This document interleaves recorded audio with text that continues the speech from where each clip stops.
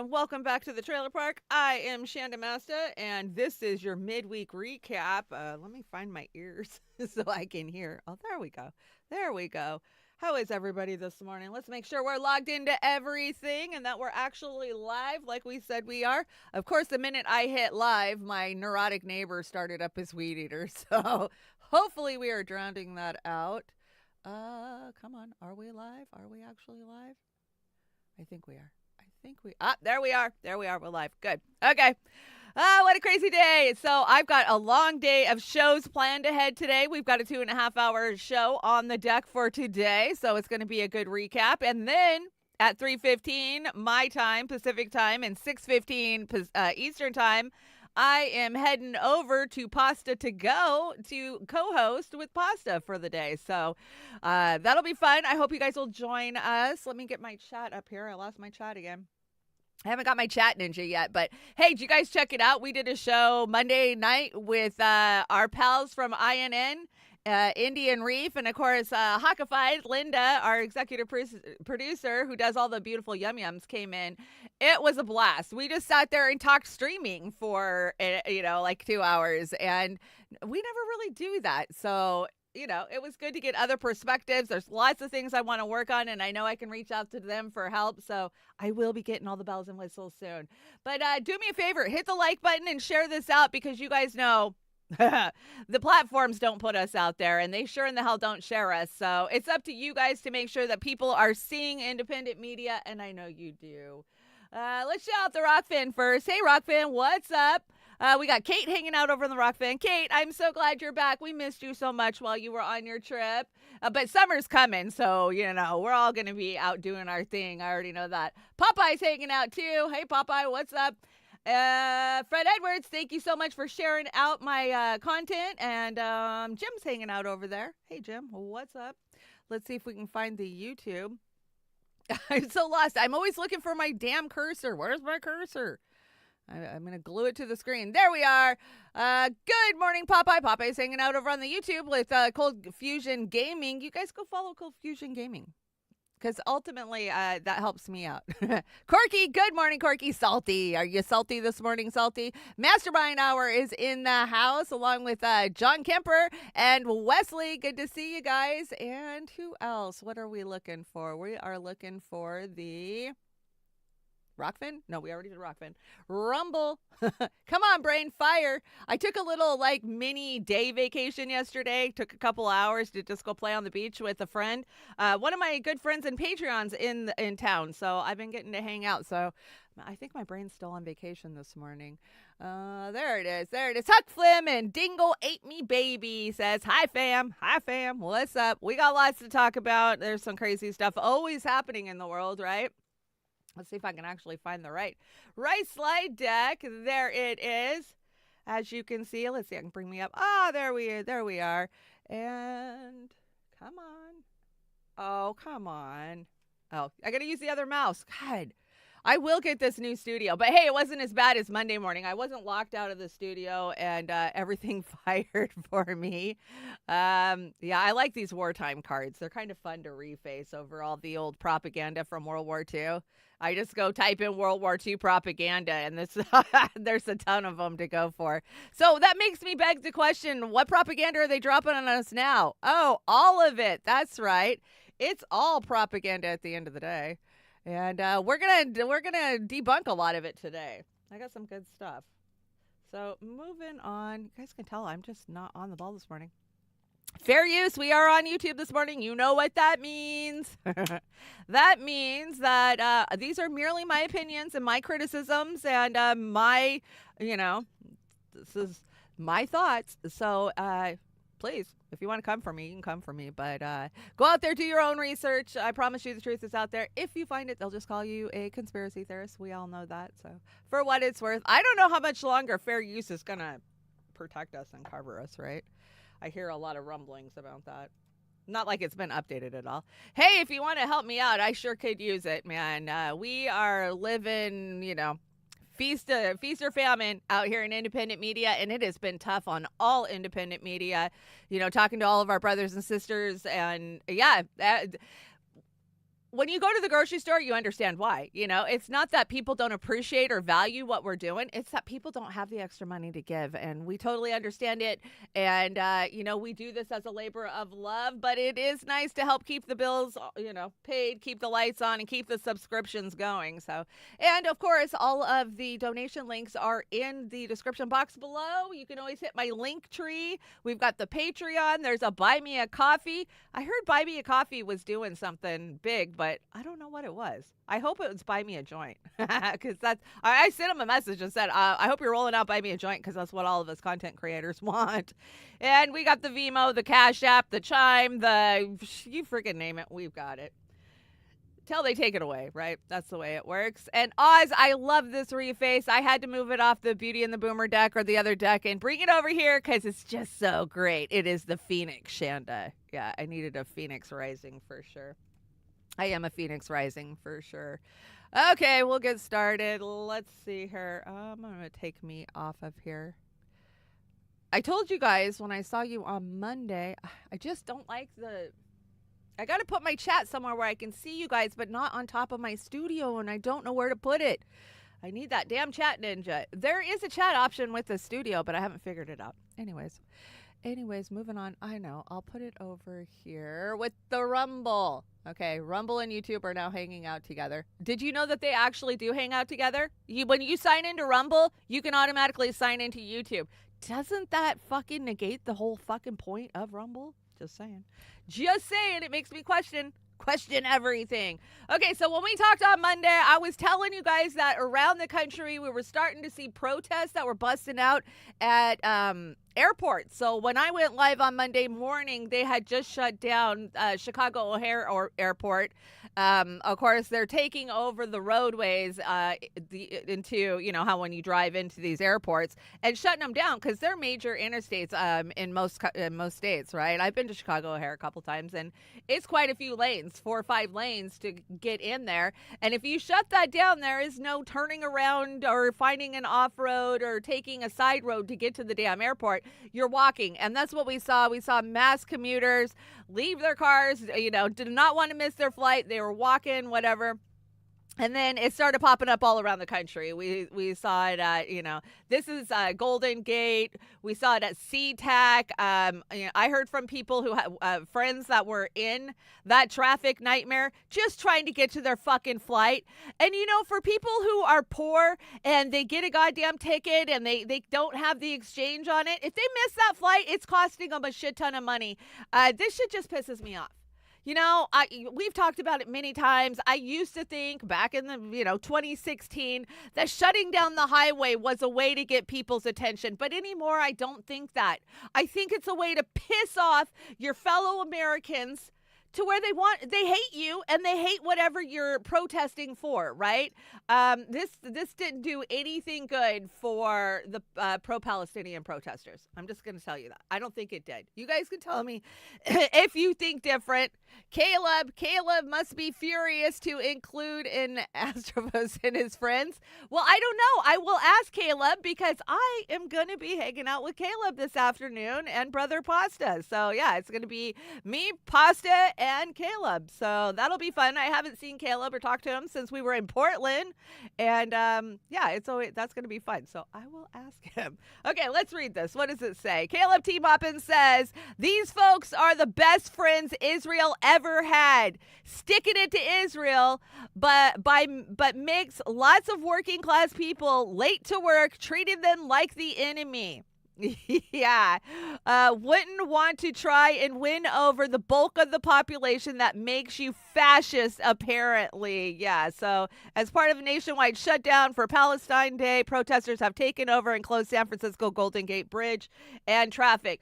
This shit's intentional. We know it's intentional. We know. Where the fuck did these guys come from? Yeah, there's lots of groups out there, but the way it rolled out around the country all at the same damn time, yeah, I am not buying it. So let's see the clip. I got a couple of different clips, and we're gonna look at this. Like, why weren't the cops? I don't know. The way the cops just stood around for like an hour and blocked people from actually coming up and talking to the protesters. It was almost like they were protecting them. So let's look at this. Oh my gosh, do I not have any sound? Maybe there's no sound on it. Please let me, there be no sound. This will be a short show if I can't get my sound working. So, I mean, you can see the cops are sectioned off on both sides of the bridge, maybe 20 or 30 feet away from these guys, and they're just letting them stand there and do their thing, and they do come and arrest them eventually. From what I hear, Seattle didn't fuck around. Seattle arrested the protesters pretty damn fast, from what my girlfriend told me, because, she was down there. And I said, well, yeah, Seattle's got a lot of good training when it comes to that shit, right? So Seattle didn't fuck around, but Chicago did, and so did San Francisco. They let these guys hang out for way too fucking long, inconvenience way too many people, and it didn't do anything to support, a pro-Palestinian movement. All it did was piss people off, which is what they want. Let's check this one out. So this is somebody actually yelling at them. Hey, I'm late for fucking work. You're ruining my life. How is this fucking protesting helping anybody? Come on. Oh, gotta use a different mouse. Hey, you get out of the fucking road! You're being filmed! You're in the fucking road! You're being filmed! You don't understand! You're being filmed! You think I care? You're in the road! Please calm down! Please calm down! You're being filmed!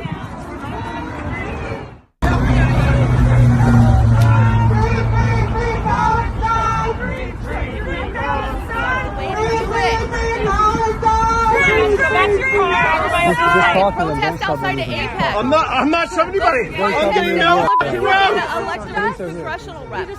Stop fucking doing this. They bring Americans. It's not helping. It's not helping. Free Palestine! Get them out of the road! Look at the cops just standing around. They're not arresting anybody. They're not saying you're blocking traffic.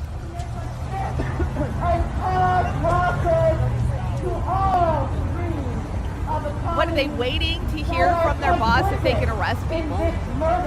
All the cops I know will arrest you just for not answering a fucking question. They don't stand around and wait for command center to tell them to arrest you.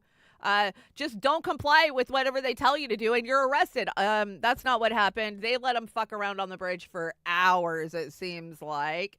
And I get why people are pissed. I get it, especially the airports, man.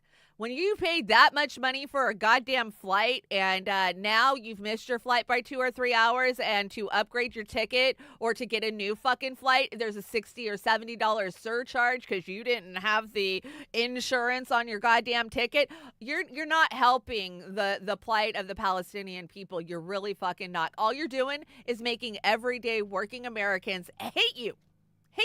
And of course, it's always the same people. It's the climate change people. It's the Sunrise Movement.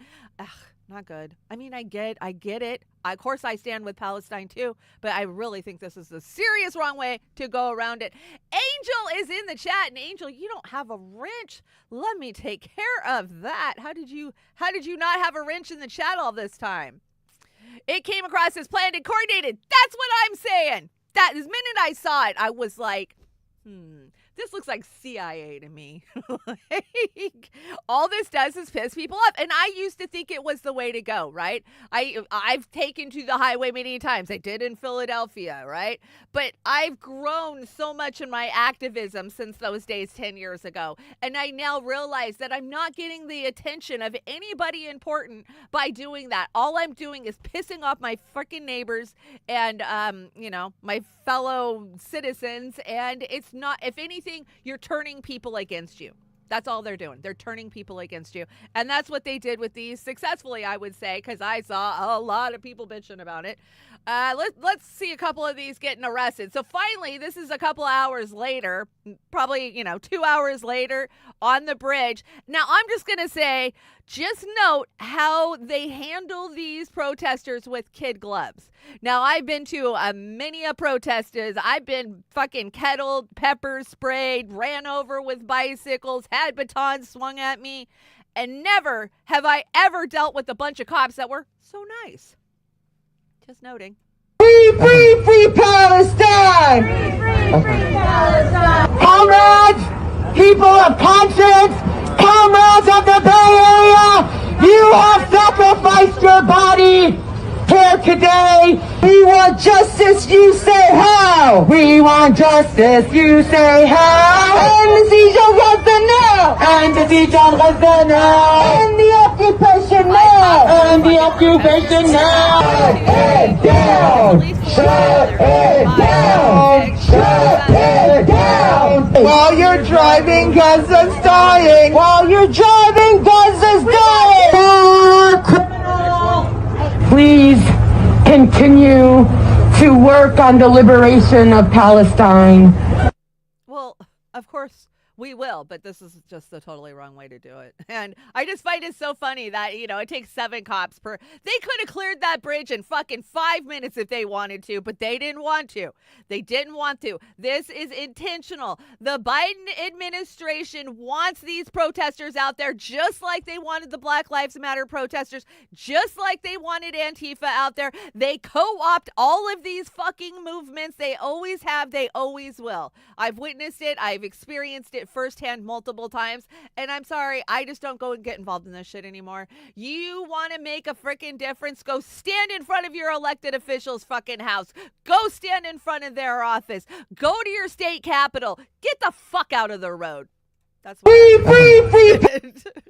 Senator Tom Cotton got triggered over this. Let me show ya. So Senator Tom Cotton of Arkansas raised controversy after he encouraged those dealing with street blocked by protesters to take matters into your own hands, appearing to encourage violence. No violence. And this is exactly the outcome they wanted, right? They wanted pissed off Americans swinging on those protesters. And you know it when you got Tom Cotton telling people, go kick their ass. Just get them out of the road. Tom Cotton. Tom Cotton's always made me laugh. Always, always, always. Oh my gosh, that guy. That guy is funny. Was there a video with that? No, I didn't bring the video. Yeah, fuck that. Nobody needs to hear from that guy. No.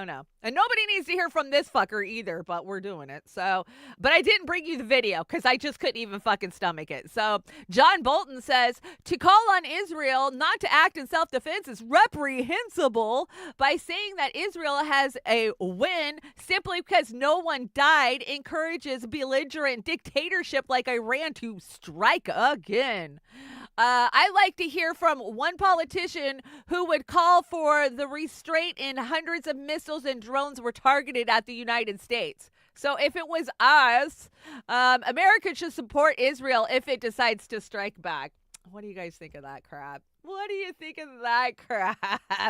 That war mustache, that nailed him to a fucking T. I don't think there's a bigger warmonger on the fucking planet. I mean, there's some that are arm in arm with this fucker, but he seems to be the biggest warmonger we have. He must get paid really well from the, the defense industry. We know that. They all do. They all do at the end of the day.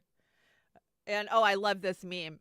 I need money so I can go back to 1941 so I can give Netanyahu's dad a condom. Yeah, we need a time machine for that too. So if you're giving me money, I need a time machine. Time machine. That's how that works. You think time travel's possible, fam? Do you? I do. Einstein thought it was possible. Maybe it's happened. Maybe it hasn't happened. There's been a few time travelers. If you go out there and listen to, some of these accounts of these time travelers that have shown up, and it's kind of mind-blowing, like the Philadelphia experiment, maybe. I mean, come on, we've been fucking around with this shit for over 100 years. I'm just saying, just like weather modification. Everybody thinks that's something new. Not new. Not at all. This is my favorite meme of the week, and I got this from Andrew Z. Smith. If you don't know who Andrew Z. Smith is, you should go follow him on Twitter because he's got the best memes, and he is truly one of the nicest fucking guys. One of the times I was in D.C. for an Assange movement, I sat down with Andrew Z. Smith and Magnus, and we just got blazed out of our minds and talked conspiracies for like 3 hours. Greatest freaking time. One of the greatest people ever. And he posted this. It says, gentlemen, it is with the greatest pleasure to inform you that I cyberbullied a war pig today. Make sure you're out there cyberbullying war pigs. Do it so much that you get on a watch list. You're probably already on a watch list, just to say. So, did you guys know that we are officially in war? I know. We don't do that pesky, go to Congress and declare war anymore. We don't do that. Nay. We stopped doing that in the fucking 90s. Like, I don't think we've done that. Did we even do that during the Vietnam War? Some of you older boomers are going to have to let me know. Was there an actual declaration that we are at war? Or has it been this bullshit proxy pulled in since World War II? I'm not sure because I'm not old enough to know that, but I know that we, the people, don't declare war anymore. Our paid elected officials, they just put us in proxy wars and we don't talk about it. But he wants you to know that he is a wartime Speaker of the House. Have you heard this? Yeah, he's a wartime speaker. Look, I regard myself as a wartime speaker. I mean, in a literal sense, we are. I knew that when I took the gavel. I didn't anticipate that this would be an easy path. Former Speaker Newt Gingrich posted a couple days ago on his social media that this is the hardest challenge that's faced a speaker probably in the history of the country, in the moment that we're in right now. He said arguably maybe comparable to the Civil War, but maybe worse. It's comparable to the Civil War, but hey, it might be worse, And I was talking to my good buddy, Newt Gingrich. Yeah, you might remember him. This is just gross. So gross. And for anybody who thought that Mike Johnson, the big Johnson, was going to be somebody who works for the fucking people, because I heard this on the right. A lot of people on the right, oh, yeah, no, he's a good choice, right? No. And he said when he took the gavel, he knew it would be this way. Of course, because they planned this shit out. They know exactly where we're going and how long it's going to take to get there. Just don't ask. We'll get there when we get there, right? That is so gross. Yeah. Oh, my God. World War II was over our last war. Was it our last war, Mastermind? Like our last official, like we declare war, right? That's what I think. Yeah. I don't think we declared. Maybe the Korean War. Did we ever declare? The Korean War is the forgotten war, right? Nobody ever talks about that. Do they call the Korean War the forgotten war? I think they do. My grandfather was a tank driver in the Korean War. And when my mother died and I was going through her belongings, I found my grandfather's battle notebook, like a little government issued, little black book, where he had all of his tank controls wrote down. So it's really interesting, and it's from the 50s. It's kind of crazy, but yeah, we don't declare war anymore. We do proxy wars, and we don't tell the American people we're at war because what good would that do, right? They wouldn't want to give us any more money. We'd look through their bullshit is what it is and see these wars for what they truly are, a fucking major money laundering scheme to, the military industrial complex at the end of the day. Oh, so let's hear from the Zionist-occupied government, RFK Jr., who was licking his ass the other day. God, I was watching somebody like, oh, he's so great. Just like, why? Why do people support the genocide that he is supporting? I see this guy as just a big smooly dildo. And yeah, he says a few things that I fucking agree with, especially when it comes to the government being out of control. He gets that right. He gets the vaccines right. He gets a lot of shit right. But when he gets it wrong, he gets it so fucking wrong that I can't even be in the same room with him. I'm just saying, it's that wrong. Anyways, let's hear what he has to say about Israel. I'm sure it's the same shit we're always told, like we have to create an Israel. We would have to create Israel if we didn't have an Israel. It's all Israel is a big glorified military fucking base for the U.S. And Israel is critical. And the reason it's critical is because it's a bulwark for us in the Mideast. It's almost like having an aircraft carrier in the Mideast. It's our oldest ally. It's been our ally for 75 years. It has been an incredible ally for us in terms of the technology, the exchange. And, in building the Iron Dome, which we've paid a lot for, has also taught us enormously about how to defend ourselves at home from missiles. So those military expenditures are all going, 75% of it goes to U.S. companies under the agreement, under the MOU. But if you look at what's happening in the Mideast now, Iran is now the closest allies to Iran are Russia and China. Iran also controls all of Venezuela's oil. Hezbollah is in Venezuela. They have propped up the Maduro regime, and so they control that oil supply. BRICS, Saudi Arabia is now joining BRICS. So those countries will control 90% of the oil in the world. If Israel disappears, the vacuum in the Mideast, which is, Israel is our ambassador, it's our presence, our beachhead in the Mideast, and it gives us ears and eyes in the Mideast. It gives us intelligence. It gives us the capacity to influence affairs in the Mideast. If Israel disappeared, Russia and China would be controlling the Mideast, and they control 90% of the world's oil supply, and that would be cataclysmic for U.S. national security. So that's the answer to you. Oh, that's so gross. Mastermind said you probably saw Rob Schneider licking his butt. Yeah, you're right. I did see Rob Schneider licking his butt. I've seen a lot of people he's hooked on Smooly butt plugs. He probably is. He admittedly had a sex addiction, right? You've heard about this. He was a serial boinker, if you know what I mean. But that's okay. That's okay. He, we all have our addictions, and he got help, so now he wants to be president. And he is an everyday average man. Don't think because he grew up in Camelot that, he's one of those spoiled elites like the rest of them. Wink, wink. Because he is. He 100% is. And but they're scared. They're fucking scared of him. Oh, I didn't even bring it. So Trump offered, that's where I saw it. Trump offered him the VP spot, right? Before he picked Shanahan. And RFK Jr. turned him down, obviously. But hey, that would have been a pretty threatful ticket to the Democrats had RFK Jr.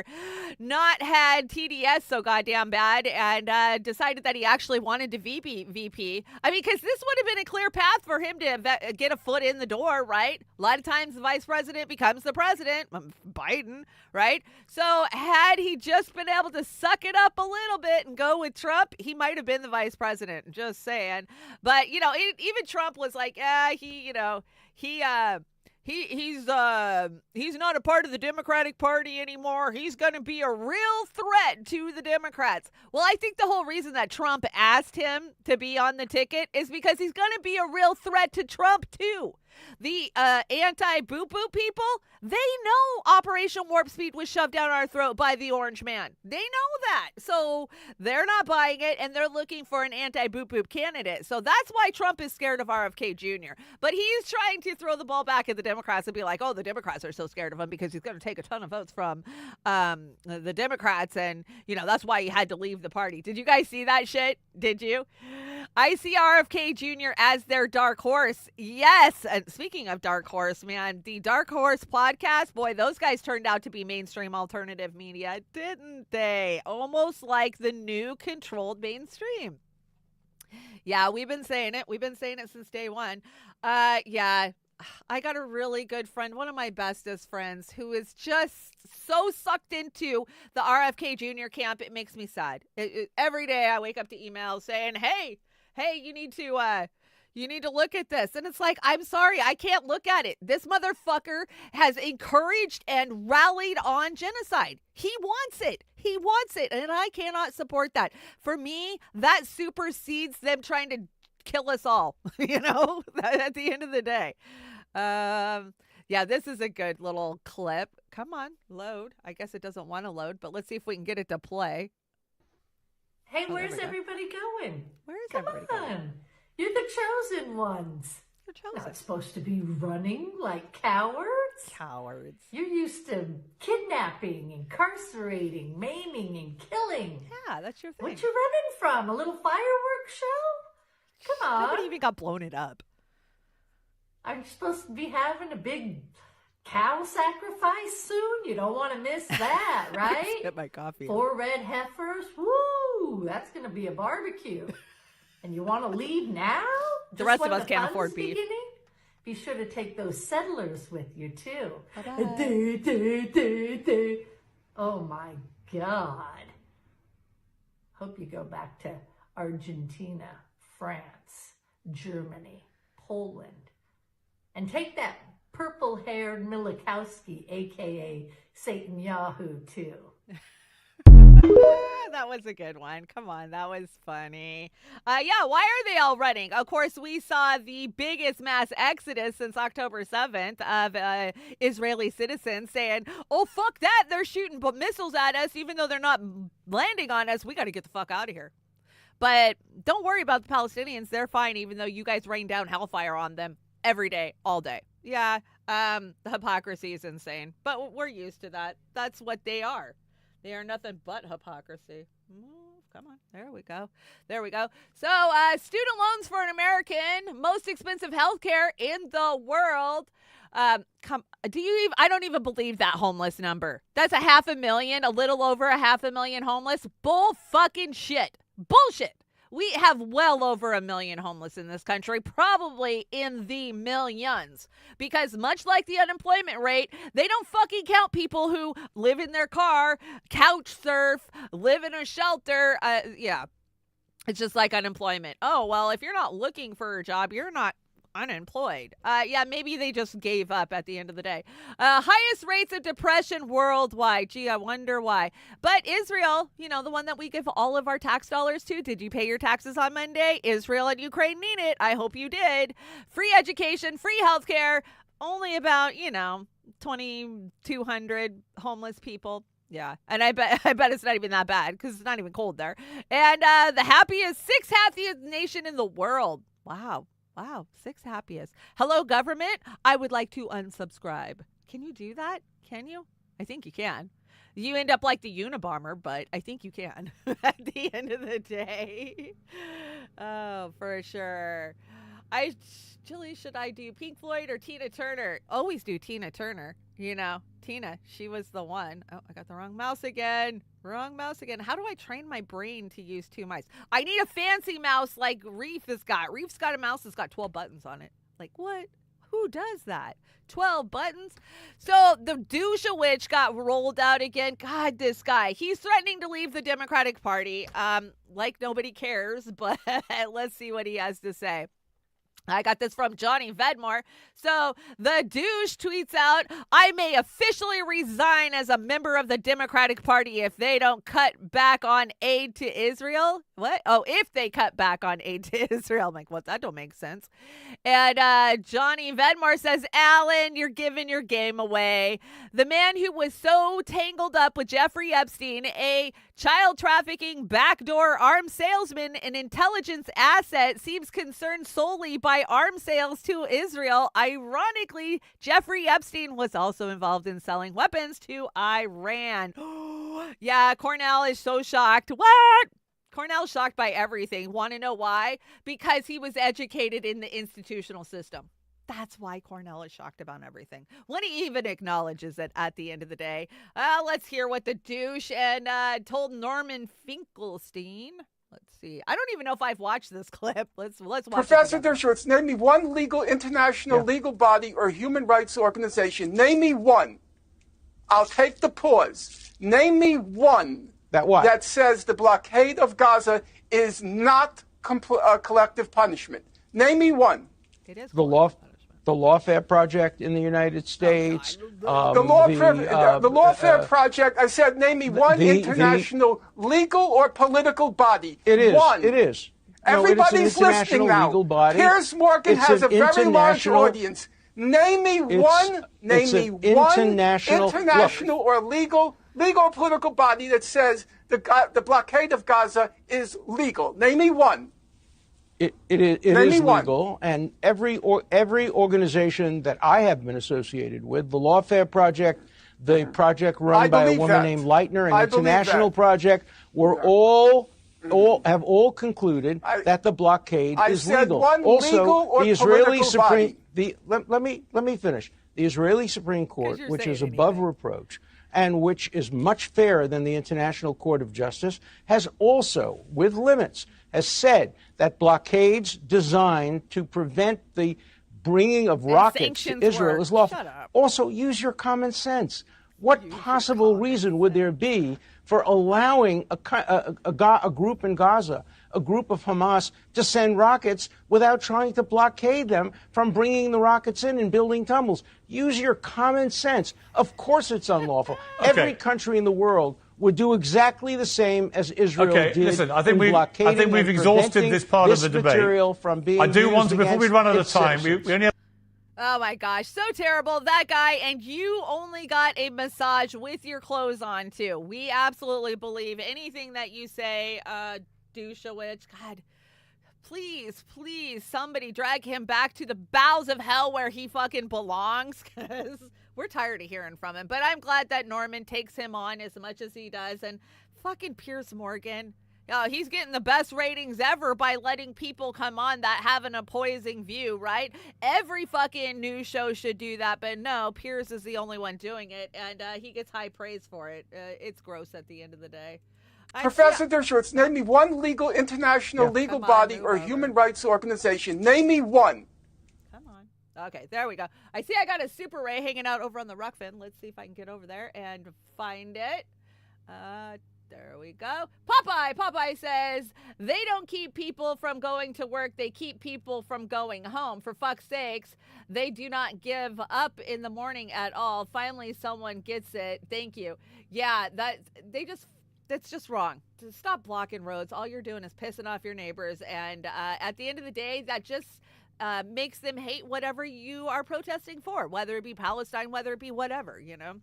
I don't know. Is there any protests out there anymore that are actually legit? I don't think so. I don't think so. Being in as many groups as I've been in around the country, they're all fucking co-opted. There's always some plant in there that is there designed to be cruel. And I'll never forget when I first got into the Democratic Party back, this happened like in 2016, right? I tabled for an event at a local college, and it was just get out the vote.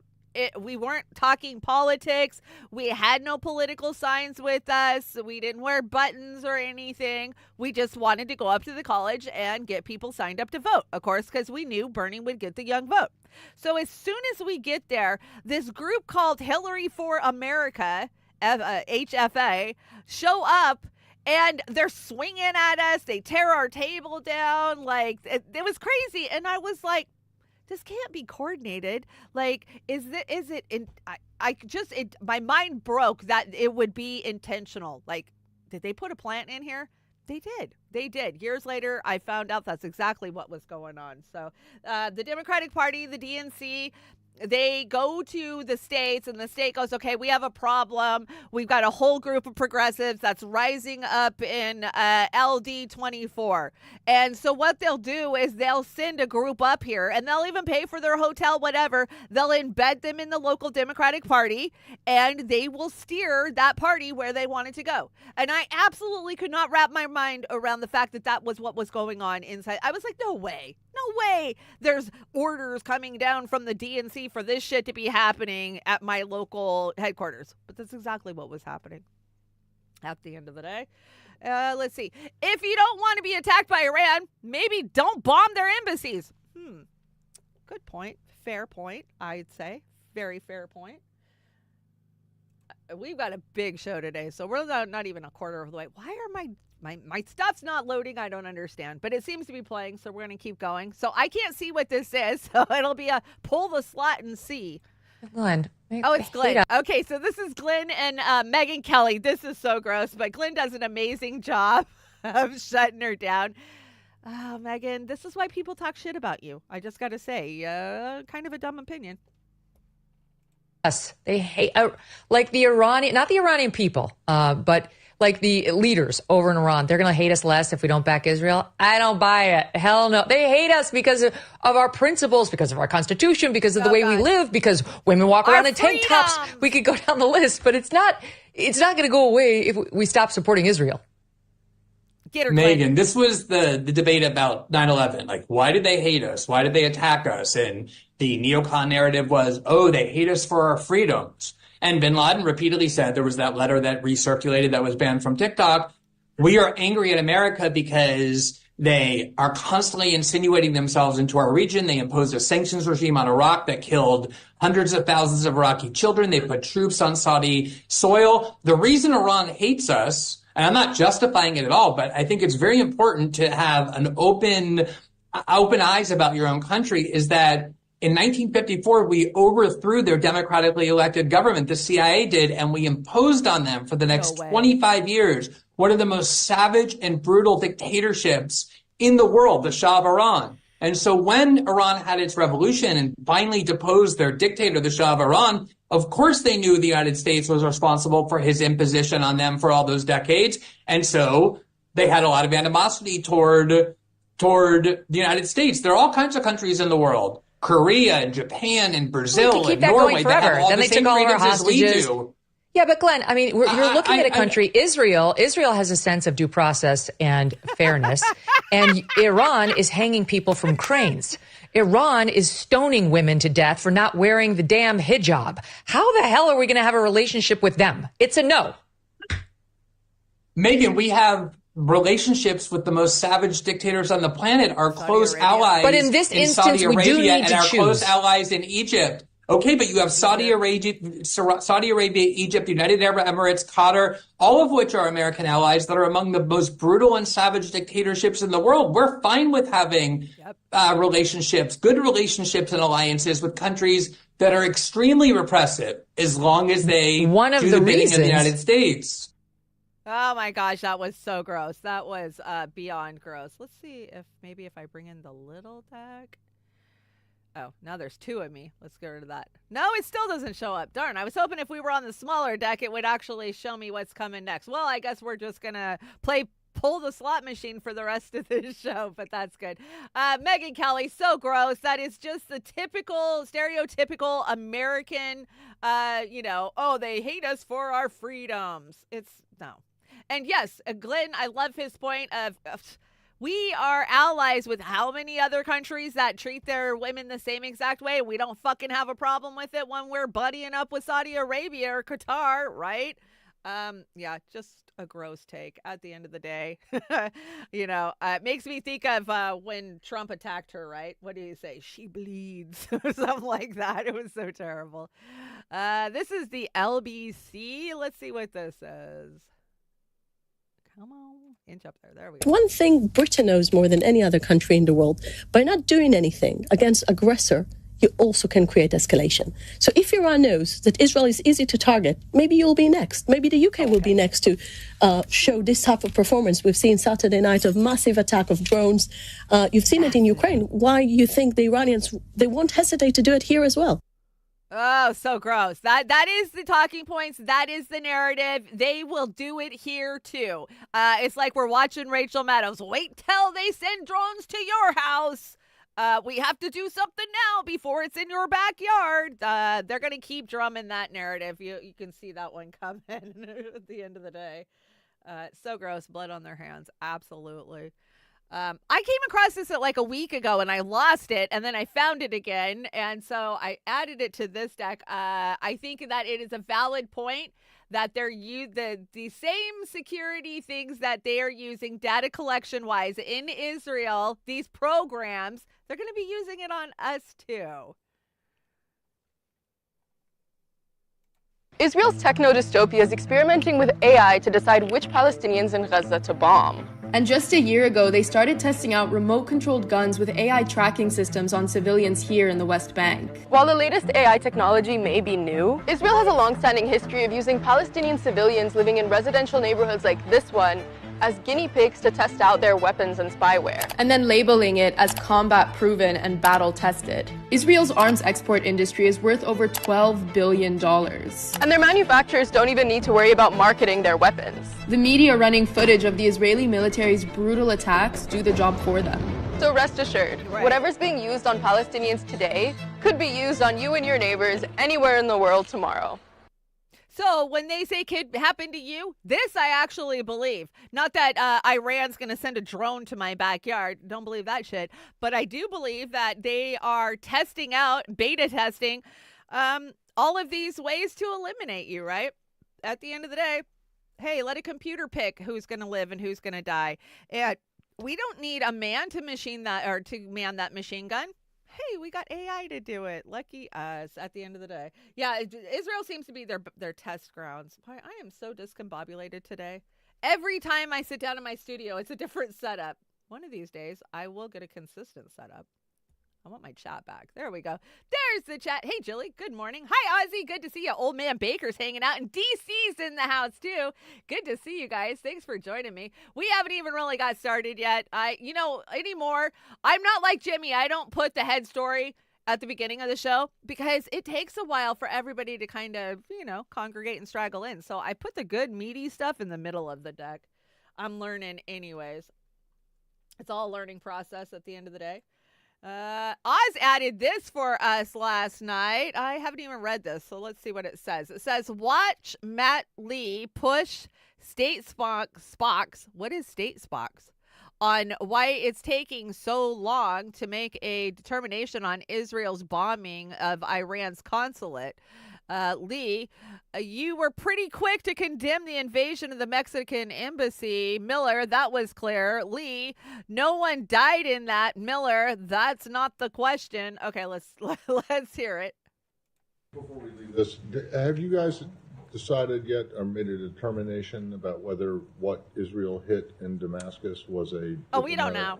Facility or not? We have not. We can't figure it out. So how long is this going to take? I can't answer that question. We're continuing to look Forever. into it. I don't have a timetable, but it's something that you need to. We're looking into it. We need to gather enough information that will allow us to make an actual determination. You have no one on the ground in Syria. We have arranged, overtly, as I said to you when the last time you engaged with me on this She's question. A Syria toady. We have a range of abilities, a range of ways to gather information. They're partner countries of ours who are on the ground. We have intelligence. They have a satellite that can pinpoint a flea on the back of a dog's ass, but they don't know what happened in Damascus. I get it, but you were pretty quick into condemning the the invasion of the Mexican embassy in Ecuador. That was a very clear, well-established embassy. And this is not very clear where they blew up. This is something that is taking a little bit more time. No one died in that incident. That's not the question. The question was, was it an embassy or a consulate or not? It was very clear. How hard it's very is it to clear figure that out? in the case of the Mexican. It's something that we're gathering information It's been on. like 2 weeks. And we continue to gather information. We don't have a determination yet. Oh my gosh, that was so gross. They're just going to keep pretending like they don't know what happened. We have no way of telling. We can't call, we can't phone, we can't look. We're just, I don't know. We're waiting for the pigeon carriers to get here and let us know what happened. So stupid. They think that we're just a completely dumbasses, which most of the country is, and that's the way they want it. Before we leave this, have you guys? This is why I got to set them to click to manual. Click to manual, Oz. Click to manual. Because when I leave them on click to play, they play again when I try to get to the next slide. Lee Camp. I try to get time to watch Lee Camp. I sadly don't get a chance to watch Lee Camp as much as I used to. And I don't tend to agree with him on everything. But I still support a lot of what he's doing and saying. And he says, Israel to the U.S. We want to hit them, but not have them hit us back. U.S. to Iran, please let Israel bomb you just a little bit without you responding to it all. Iran, nah. So U.S. makes failed bid for Iran to allow a symbolic strike by Israel. Yeah, let us hit you and don't hit back.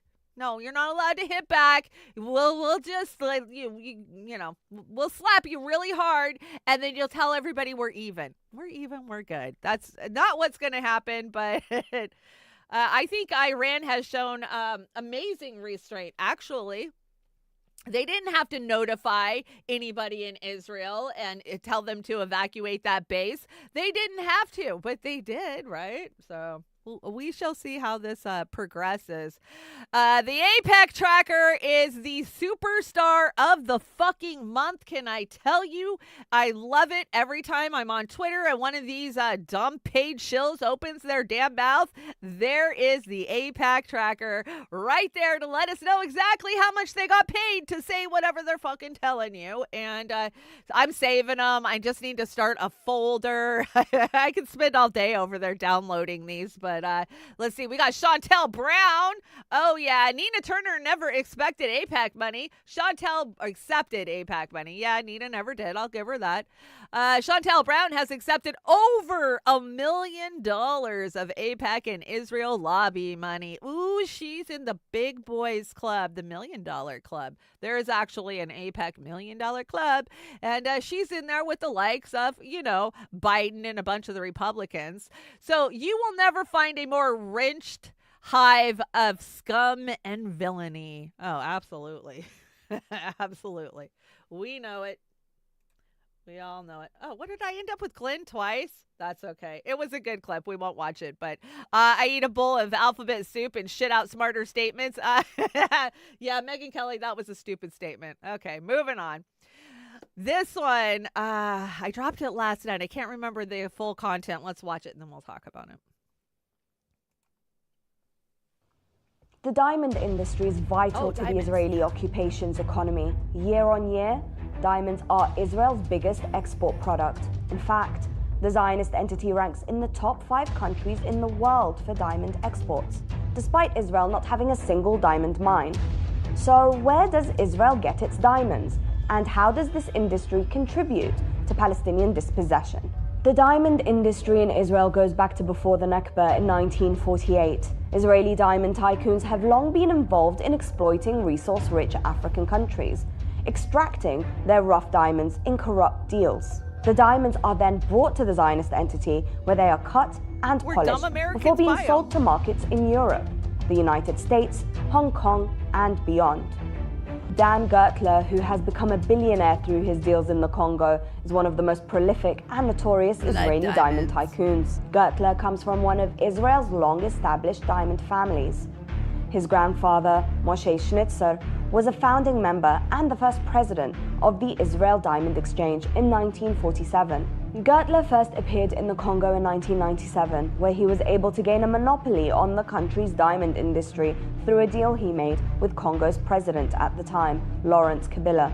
Gertler gained the monopoly in exchange for providing $20 million to Kabila to help his war efforts during the Second Congo War. Gertler lost his monopoly in 2001 when Laurent Kabila was assassinated and his son, Joseph Kabila, assumed power. Despite their friendship, the new Congolese president was pressured to end Gertler's monopoly.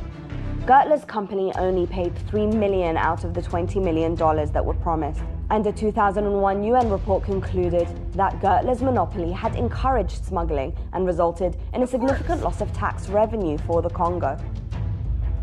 However, the loss of the diamond monopoly was only a minor setback for Gertler. The tycoon was able to make a new arrangement where he could buy stones from Congo's state-owned diamond miner. But Gertler also began to expand his operations, taking advantage of Congo's copper and cobalt industries, which are notorious for the use of child labor and other human rights abuses. At different times, Gertler has been sanctioned by both the Trump and Biden administrations in the US because of corruption allegations. Today, Gertler holds ownership in 2 construction companies registered in Canada called Green Park and Green Mount, which have been used as fronts for the construction of illegal Israeli settlements in the West Bank. So, in addition to exploiting the Congo to help build his own fortune as well as the Israeli economy, Gertler is also directly associated with the expanding occupation of Palestinian land in the West Bank. Oh my gosh, that's so gross.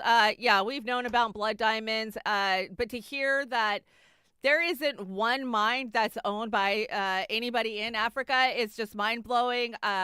My mom was a jeweler. So, as you guys know, when she passed away, I had a lot of stones and stuff to deal with. And she taught me over the years, as much as she could without me taking courses or anything.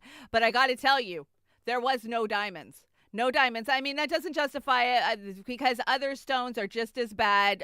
You can look at, any of them. All those mines have been bought out, stolen, co-opted, and whether it's the French, whether it's the Israelis, none of that money from these stones ever goes to the people of Africa. And here's, the thing is we are sold the fucking bullshit lie that you got to have a big old rock on your hand in America, right? I mean, I knew I grew up with that, got to have a wedding dress and a big fucking diamond engagement ring. And yeah, I've had plenty of diamonds in my life, but I'm going to say probably around 2008. When did Blood Diamonds come out with Leonardo DiCaprio? Probably right around there, I would say. I have no diamonds. I have a ton of jewelry. You guys know it. You see me in different jewelry every damn day. But most of my stuff is lab created. 100% lab created. If I need a white stone, like, look, this is a white stone here. These look like diamonds, but they're not. They're white topaz. Cubic zirconian is beyond diamonds anymore. You don't need diamonds. So if you want that big fucking rock on your hand, go get a cubic zirconian. Anymore, if I see somebody with the big foul rock on their hand, I just go, ew, you're supporting fucking genocide and starving of people and apartheid, you know? So, yeah, interesting. And not that I'm going to preach at anybody, but that's what we're taught in America, right? You got to have that big engagement ring, that big rock. And you ever see these TikTok videos where the girls are like, oh, I want a $80,000 stone before I'll even consider marrying you, you know? Like, whatever. That's delusional. At the end of the day, you're delusional. I must not have switched that one. This one was pretty funny. Moving on. So this is Jim Buer. Stop by the Roseanne podcast. You know, she's got her own podcast. And I just love his voices. He's so funny about this. But let's see what they're talking about. Trump and Hillary. Oh, yeah. It was when they just finished their first debate. And there was I don't know if it was a fundraiser or whatever. And they're basically roasting one another. Oh, yeah, with the Jesuit priests. Yes. Yeah, with that Catholic group, yeah. Yes, and Trump said something like, Hillary says, I can't do Trump. He says, takes a village. She's taken several. And she would know that she took several in Haiti. Yeah. And the whole fucking room went, you saw the whole... The seething, yeah, the seething reptilians. You saw Schumer go... We must seize him. Yeah. He's been a mole. He's a Johnny Brasco. This motherfucker. Seize him. Everyone knows, of course, Hillary's belief that it takes a village, which only makes sense, after all, in places like Haiti, where she's taken a number of them. Oh, look at her face. Oh, my gosh, so bad. But just a reminder that, Trump is a part of that APEC Millionaire Boys Club. That's something he can put on his resume at the end of the day. He takes big money from APEC, too. So, as much as these guys, the conservative right, they want to pump up Trump, at the end of the day, it's a big fucking club. And guess what? Trump is in it. There might be a group in that club that don't like Trump, but Trump is in that club at the end of the day. I can't bring myself to vote for Trump. There's times where I'm like, okay, I'm going to vote for Trump. And then it passes within a few minutes. Like, no, I can't do it. I can't do it. I cannot. I'll be voting third party. I already know it. I brought us a Jesse Jet clip. That is amazing. I love it. Of course, Jesse, he has wrote some amazing tunes. Go over to Bandcamp, follow Jesse Jet, download his music. You can pay him whatever you want to download his album, 99 frickin' cents, even though it's worth so much more than that. And most of his lyrics, they age well, but there is a few lyrics that haven't aged well, and he's here to tell you about some that didn't age well. It's so weird to get to a line that I used to say have the guts to write in Bernie. I said that with every bit of me. And now I look at that line and I'm just like, oh my God, I have to say that. It's so, all of a sudden I'm just so cringy. I'm like, well, we all were, if I had a nickel for every person who that was their jumping off point. That was, if it wasn't the getting shafted by Obama, it was having your last bit of faith tied up in Bernie Sanders and him fucking throwing it back in your face. Yes. Bless our hearts, man. We don't learn that lesson because people that I thought saw past Nina this last time. They were like, she's just telling me what I want to hear. all of a sudden they're like, man, did you see what RFK said the other day? He's really my speaking God. truth to power. I'm like, God damn it, again with this shit. Anyone running for president is going to be heavily compromised, is going to be heavily corporatized, or they're not going to be allowed anywhere near anything of power. Exactly. I do think RFK would free Assange, but he's not going to be allowed anywhere near a if he was Democratic nomination. If he was in a position of power, yes, I think he would do a few good things. But he might again, say it's something getting there, you know. Maybe say something on a debate stage, only they're not going to have a debate because they're not going to have a primary. So he's either going to have to run as independent and get enough, garner enough votes to get himself on a independent stage, if they even have a debate. RFK is just Tulsi again. Amen, Crab. He is Tulsi 2.0. He will cave. They all do cave. Yep.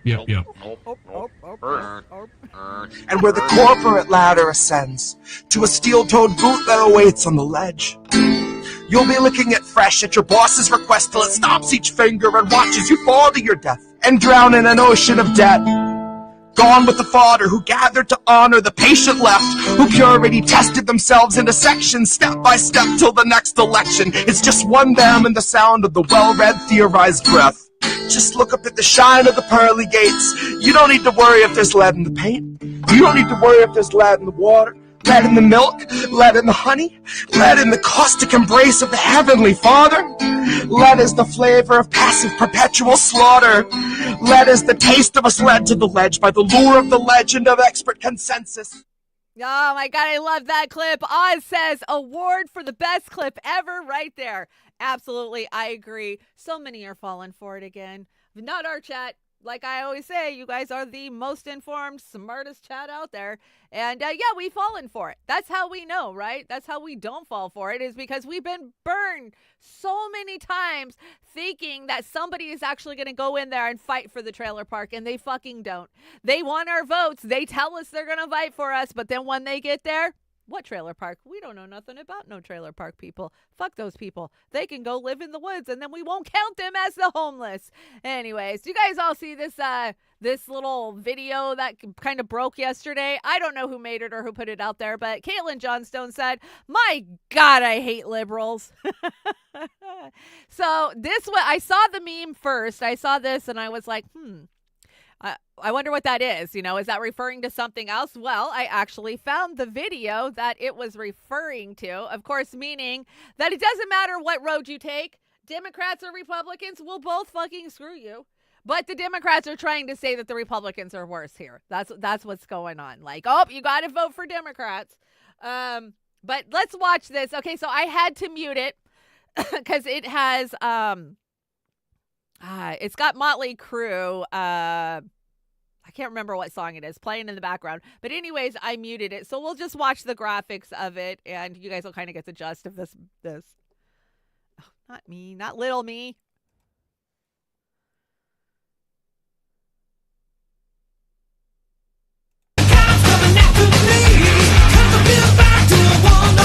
Okay, I wanted to show you guys what song was on it, but now I can't mute it again. No, come on, go away, go away, go away, go away.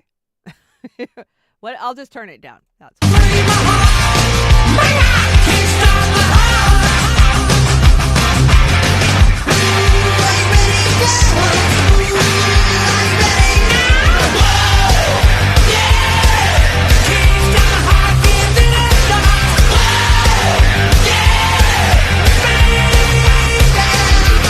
I hope it muted it when it went out. It did for me anyways, but you guys get it. So anyways, the gist of it is that you don't have to go down either one of those train tracks. You can jump that trolley and get the fuck out of the two-party system, because that's what it's going to take at the end of the day. And if we look for some non-essential workers to lay off, let's start with these assholes, right? There's 535 of them. They need to go. It played loud. It did not. It did or did not. It was loud. Yeah, I know it was loud. I muted it because I didn't want to take a copyright strike on it, but it was super loud too. So, oh well. If I get hit for it, I get hit for it. Wouldn't be the first time at the end of the day. Hold on. Let me check all my sound levels so we're not blasting you guys out. Let's see. Master is okay. And where is my Shadowcast? Shadowcast looks like it's okay too. Okay. Okay, so moving on, Fee says Israel's already lost. The U.S. is on the way, and you might want to fund the U.S. itself, considering these are the streets of America. Now, did you guys see this video yesterday? You guys know we talk about addiction a lot because I'm a recovering opiate addict. And my whole entire life, I've been surrounded by nothing but alcoholics and addicts. And so I know a lot. I know a lot about drugs. I not like I set out to. I can honestly say I'm pretty much a fucking expert in drugs. I will admit it. I will admit it. Not that I've partaked in every single thing out there, but came pretty goddamn close to it. But I've never seen anything like what we're seeing right now. And you guys know I've covered some of these new synthetic drugs, and that's what you're looking at in this video. This is a synthetic drug that's been mixed with probably fentanyl.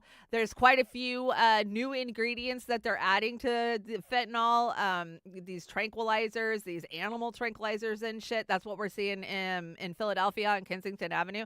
But just check this out. It's heartbreaking. And I'm probably not going to play the whole video because I want to say it's like 4 minutes long. The cops actually are surprisingly chill with this person. I don't know where it's at, but that's a shocker.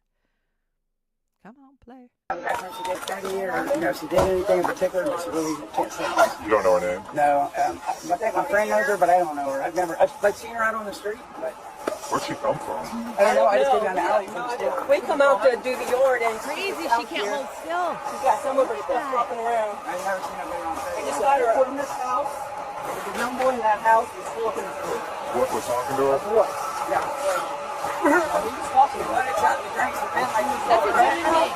That's a human being. So many Americans just like screw that person. Lock them up. I can't find it.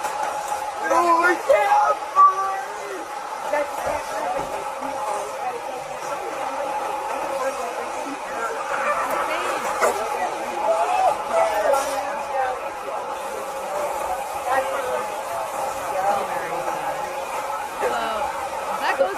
For 4.5 minutes. The EMTs do show up. They put a blanket over. I want to say they give her an injection, probably of a benzoid would be my guess, something to try to calm her down and to counter the drugs.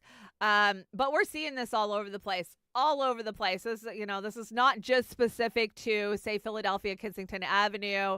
I told you 2 years ago that this was going nationwide, and it is now gone nationwide. And Fee is absolutely right. We've already lost. They don't have to come do shit to us. Our government's doing it to us, right? And they want to blame China. Blame China at the end of the day. Okay, so I want to bring this one in. This is an important, Fee says. Oh, wrong one. Here we go. Okay, so Fee says, please memorize and engrave this into your brains, folks. I still see people misrepresenting the Houthis as Iran-backed blah, blah, blah, which just feeds the Western media complex. A reminder, seeing a lot of people confused by the news, these are Houthis, not the Yemen government. Some people screech, you're wrong. Here's a quick crash course on some background in history, the political landscape in Yemen, and approximate terminology, and the appropriate terminology. Okay, so I did bring this whole tweet from Fee. I think that this is important that we all get this, and I even told her that. I said, thank you so much, Fee. For this is exactly what the trailer park needs. We need a comprehensive, no bullshit breakdown of who the players in the Middle East are, because we have been so propagandized and told so many lies our entire life, we don't know what to think. So I brought it. We're going to break it down real fast. Okay, so I already read that. Okay, so number one, Houthis. Officially known as, I'm not even going to, the Ansarallah. I'm terrible at it. I don't have the tongue Fee does, but Fee is fluent in 4 languages, so I can't even come close. It's a broad grassroots movement. So the Houthis are a broad grassroots movement with only a few defined political key points. This is deliberate as the movement seeks to incorporate and represent the Yemen people. So it is not the Yemen people. It is a grassroots movement. In the entirety across both Islamic and political differences, the movement has a right wing and eccentric right and left wing. Each organization organized into separate unions and interest groups. So there's a left side of the Houthis and a right side of the Houthis, is what Fee is saying.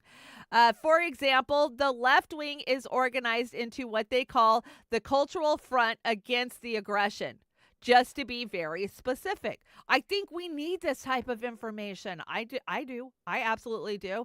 The Houthis ceased being a rebel group in the late 2014 with the advent of the September 21st revolution and the signing of the UN-sponsored Peace and National Partnership Agreement. And down. So prior to 2014, the group could indeed be described as a rebel movement, as it fought 6 consecutive wars against the corrupt Saudi-backed government of the al-Abur Shalad. In September 2014, when the Houthis entered Sanas to topple said government, more than 2/3 of the entire Yemen armed forces switched and took the side instead of the side of the government, giving the Houthis access to missiles, stockpiles, heavy weapons. More on that further down. Okay, so do you guys grasp that? I think I do. They went in, and then at the last minute, massive forces joined them, and that's how they got access to a lot of the weaponry that they have access to. So there are currently 2 competing governments in Yemen, one based in the constitutional capital of Shanna, and one de facto based in Al-Din, although the Al-Din-based government remains unable to exercise its authority there. The internationally recognized group based in Al-Din doesn't actually operate from within Yemen. They're not even in Yemen, but from a shadow cabinet based in the luxurious Ritz-Carlton Hotel in Rahid, where they've been exiled since February of 2015. Their direct authority is limited to warlord figures and tribal factions doing their bidding, representing less than 15% of Yemen's. Less than 15% of, so it's not all of Yemen's. Houthis are not Yemen's. They only represent 15% of them. And only 15% of the total population. In turn, the so-called Houthi rebels are a part of what is called the Government of National Salvation, which exercises direct authority over 85% of Yemen's entire population. Let's scroll down. Come on. And the forces, which have launched drones, ballistic, and cruise missiles towards Israel, are the forces aligned with the government and the National Salvation. They are far from being a ragtag rebel group, but operate as truly conventional army. They don't respect the Houthis, nor do they wage war on their behalf of one party or group against another. They represent all Yemens and fight on behalf of all Yemens without exception. They are the only armed forces in Yemen loyal to a government with a parliamentary mandate to exercise authority, a mandate the Saudi-backed government does not have. It was intended that the Yemen armed air forces would launch the attack against Israel, but they aren't Iran-backed. There you go, from Fee out of her mouth, and I love that. I love that post. I think that was a very productive post, and she got a lot of information out on that. So thank you, Fee. Fee being a Wonder Woman and killing it like she always does. What do you guys think? Do you guys think that was comprehensive? I do. I just learned a bunch of stuff I didn't know, right? And I would not know any different because our government has just told us lies. So there you are. Good stuff, Fee. Keep it up. That's an educational tweet. That's the type of tweet I like to see. We've already covered that. I don't want to keep covering addiction. That was another woman laying on the ground. I don't know how those got separated, but I thought I had more in that addiction clip. So you guys know I love Jelly Roll, and the whole reason that I support Jelly Roll is because he's one of the higher ups in the entertainment industry that actually talks about addiction because he knows he lived it firsthand. And 190 people a day overdose and die in the United States of America. But hey, it's not just America, because Canada, you're keeping up and setting records too. BC sets grim record with 2,511 toxic drug deaths in 2023. Yeah, I think it's probably higher than that, but you know. Oh, that bums me out. That section got separated. Okay, now this is going to be a huge section. You guys have seen it. I know you've seen Dubai. Dubai got a little wet the other day, right? And the videos have been off the hook. I think I probably have like 5 or 6 videos in this for you to see. But let's start out with the storm itself. What did the storm look like? This is crazy. So here it starts. You can see the clouds start to roll in, and it's getting a little dark and gloomy, right? So this was record-breaking rainfall, over 5 inches in one day, more than they get in an entire year. I don't know. I see a 100-year flood. I've seen 75-year flood. Like, it was a bad flood. Look at that. That's crazy. Could you imagine living through that? And we've seen so many videos. So let's get down there. Come on. There we go. Apparently I had to click it. Did you guys see the airport? This is the Dubai airport. I want to say yesterday morning, the night before. I would fucking be freaking out. I have a bad enough time on planes, let alone when we're driving through the ocean. It's not weather modification at all. No, it's not weather modification. Here, let's check this one out too. Holy crap, it looks like they're taking off from the middle of the ocean.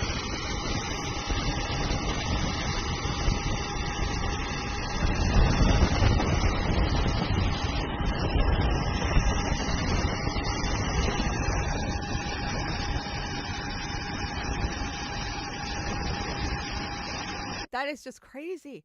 That is so crazy to me. Like, I don't know.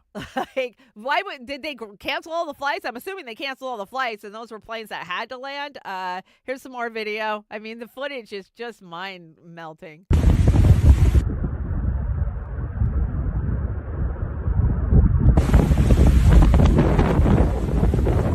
Everybody's just going about their business driving. It's raining. Take a left. What? Hey, get out of the road. I'm trying to drive here. How are all those cars not stalling out? That's what I want to know. Don't most of these cars stall out as soon as the water gets up to the door? As soon as it covers the tailpipe, right? It's going to suck into the engine and stall out. I mean, look at the buildings that were destroyed. This next video is pretty crazy.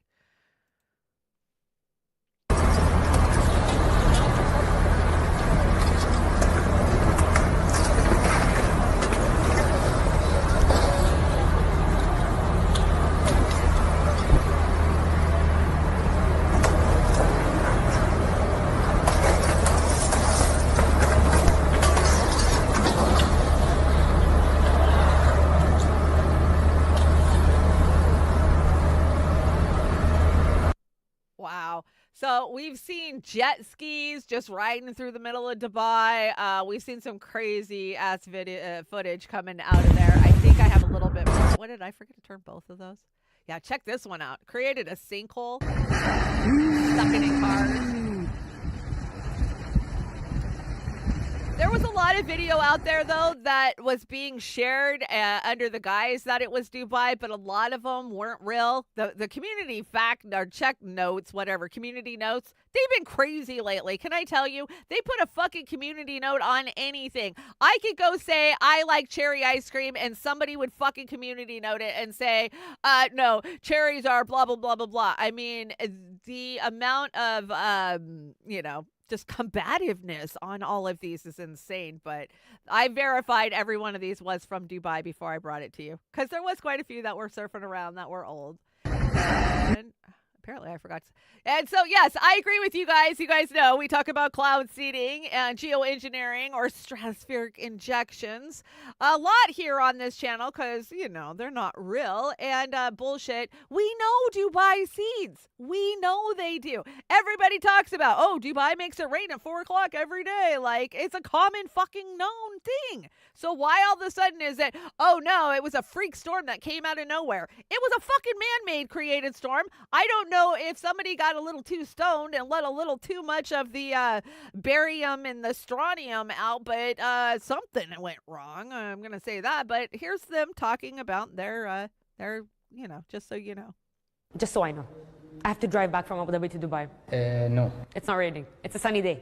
The UAE government invested more than $20 million in research to start a process called cloud seeding. The UAE performs around 1,000 hours of cloud seeding a year, and it's all controlled by this building in the National Center of Meteorology in Abu Dhabi, where they track the whole process. We met with a cloud seeding expert to explain how the seeding process works. We wait the forecast when we have good, chance for a cloud. We send the aircraft to that location. Cloud. Go under the cloud.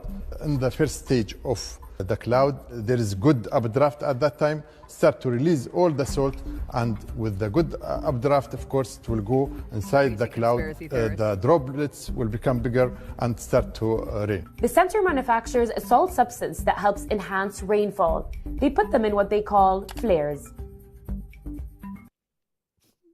You're just a crazy conspiracy theorist, and I don't even know why you would make a video like that, because none of it's true.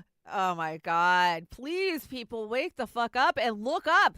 Because, they're poisoning us from the air. And I do not believe that this was some freak fucking storm that they didn't know was coming. You just saw the images of the models that they have in Abu Dhabi or wherever it is that they said they're doing this from. They knew. Somebody screwed up. And I had to bring in Glory Jones. Glory Jones says, after massive rain and flooding in the UAE, the United Arab Emirates, hundreds of cloud seeding missions per year following the development of a rain enhancement program in the 90s in cooperation with NASA and the National Center for Atmospheric Research in Colorado. Good job there to the rain enhancers. It's raining sideways. Yeah. They act so shocked. We don't know why it's raining. It's wet. We don't know. It's wet. But shout out to Gloria and Steve. They always do a great job of calling out the geoengineering. So I super appreciate that about the Slow News Day crew for sure. And Russia is flooding too. I thought I'd bring this just to let you guys know. I mean, come on, flooding happens. We get flooding here in the United States, but this is a different level of flooding for sure. Oh, come on. Go back. There we go. Let's hit play. There you go. So yeah, this is Russia. I don't know where at in Russia, and I get Russia's huge. So this could be, somewhere off in the distance, but look at that. That's pretty devastating. That looks pretty bad. There's a lot of houses underwater there. For sure. And it's the thawing season for Russia, right? They start, that permafrost starts thawing out right around this time of year. So I'm sure that contributed to some of this. But yeah, a lot of flooding around the world. We'll stop that. So you guys see it. I don't know. Maybe we should get a report from Fee or Tara about the flooding. But hey, good news, guys. Because we missed the last apocalypse, you got a chance to hit it again on the 23rd. So biblical prophecy claims that the rapture is coming on April 23rd, numerologist says. So yeah, don't be so bummed you didn't make it last time. Boo, it was the worst apocalypse ever. No, it was just 2 weeks late. That's all. So wait for it. Muppet Newsflash. Yeah. Let's hold our breath until that apocalypse happens. Or rapture, anyways. We were told OJ's the only one who got raptured. What the hell is that about? 23rd is my middle brother's birthday. Well, Popeye, maybe he can celebrate the rapture, right? We'll throw a big party in heaven. That's what the rapture is all about. Think tank. Oh, let's see, wrong one. The U.S. think tank Heritage Foundation hit by a cyber attack. Stink tank gets clanked. Yeah, the stink tank gets clanked. That's pretty funny. Do I feel bad when these big fucking think tanks get hit? No, I don't feel bad. Like, about time they got you too. They've been getting us all for years, right? And God dang, I keep hitting the wrong button.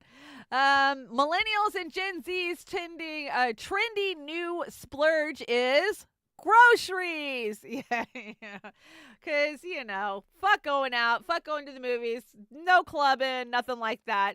Let's go buy some groceries. And that's what it is. You guys know, you've been to the grocery store. We've been talking about it for fucking months now. It is insane, grocery prices in the United States. I never thought that we would be seeing the prices that we're seeing, but absolutely. I literally walked through the store in sticker shock the whole way through. Like, what? Oh my God, I remember when that was 79 cents. I'm not paying $5 for it. What? I remember when that was $5. I'm not paying $10 for it. That's the reality of being an American. And most of the food you're buying is not even fucking real. Now, we were told not too long ago that the bananas were going to disappear. Do you guys remember this story when they told us that bananas was a thing of the past? Do you guys remember? Because they had some kind of rare fungus, right? There was some fungus that was killing off bananas and making it impossible for them to reseed and reproduce. And so, but don't worry, Bill Gates has got your back. He created a banana and it's now being sold at your stores. Check it out. So my mother was showing me that she opened a banana that she thinks that these are not real bananas. We got it from the supermarket, but when she opens it and she breaks it in half, it gets very tough and doesn't really break. And when it pulls, it's like it's glue. It's very tight and doughy. I've never, ever seen a banana like that. I don't know if it's just our banana or if it's this brand. From Costco. From Costco. But at the end of the day, bananas. It looks very, very fake and Play-Doh-y. Does anyone else know what happened? Well, you didn't even tell us, does it taste like a banana? That's what I want to know. How fucking weird. Did you see the way he bent that banana damn near in half and then had to rip it and pull it? We all know that's not what a banana looks like or what a banana does. So, icky banana. I actually watched the new Minions the other day with my granddaughter. So, banana. Yeah. Everything we eat is geoengineered. Everything is fucked with. And just give it a few more years. There will be no real food left. And we know it. It's funny because we all grew up watching Star Trek, right? I grew up watching The Next Generation because I'm a Gen Xer. And they had the food simulator, right? What do you want? And they would bring you a steak dinner. And remember, they would always say like, oh, it's good, but it's not the real thing, right? Whenever they could get the real thing, they wanted the real thing. We're never going to get the real thing ever again. Sorry, hate to break it to you, but that's the way it is.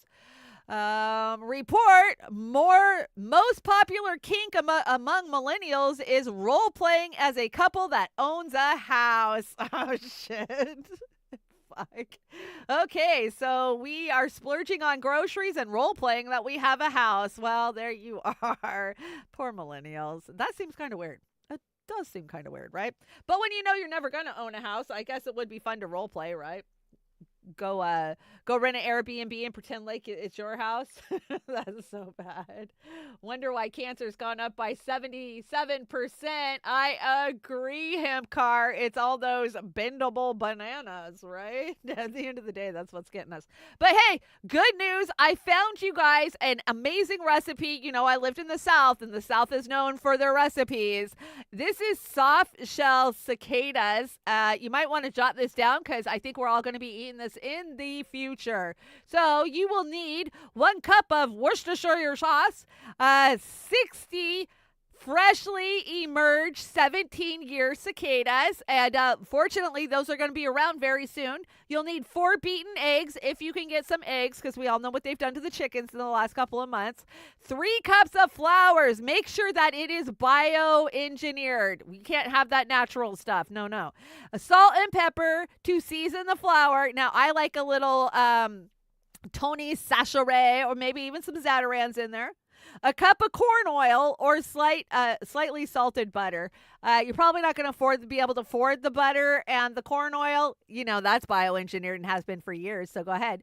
Make sure that you marinate your cicadas alive in a sealed container with the Worcestershire sauce. So just dump that Worcestershire sauce right over the top of them. Put the lid on that and just leave it for quite a few hours. Let them soften up. They'll be crawling around. They might be screaming and yelling, "Let me out!" But you just ignore them because they're softening up.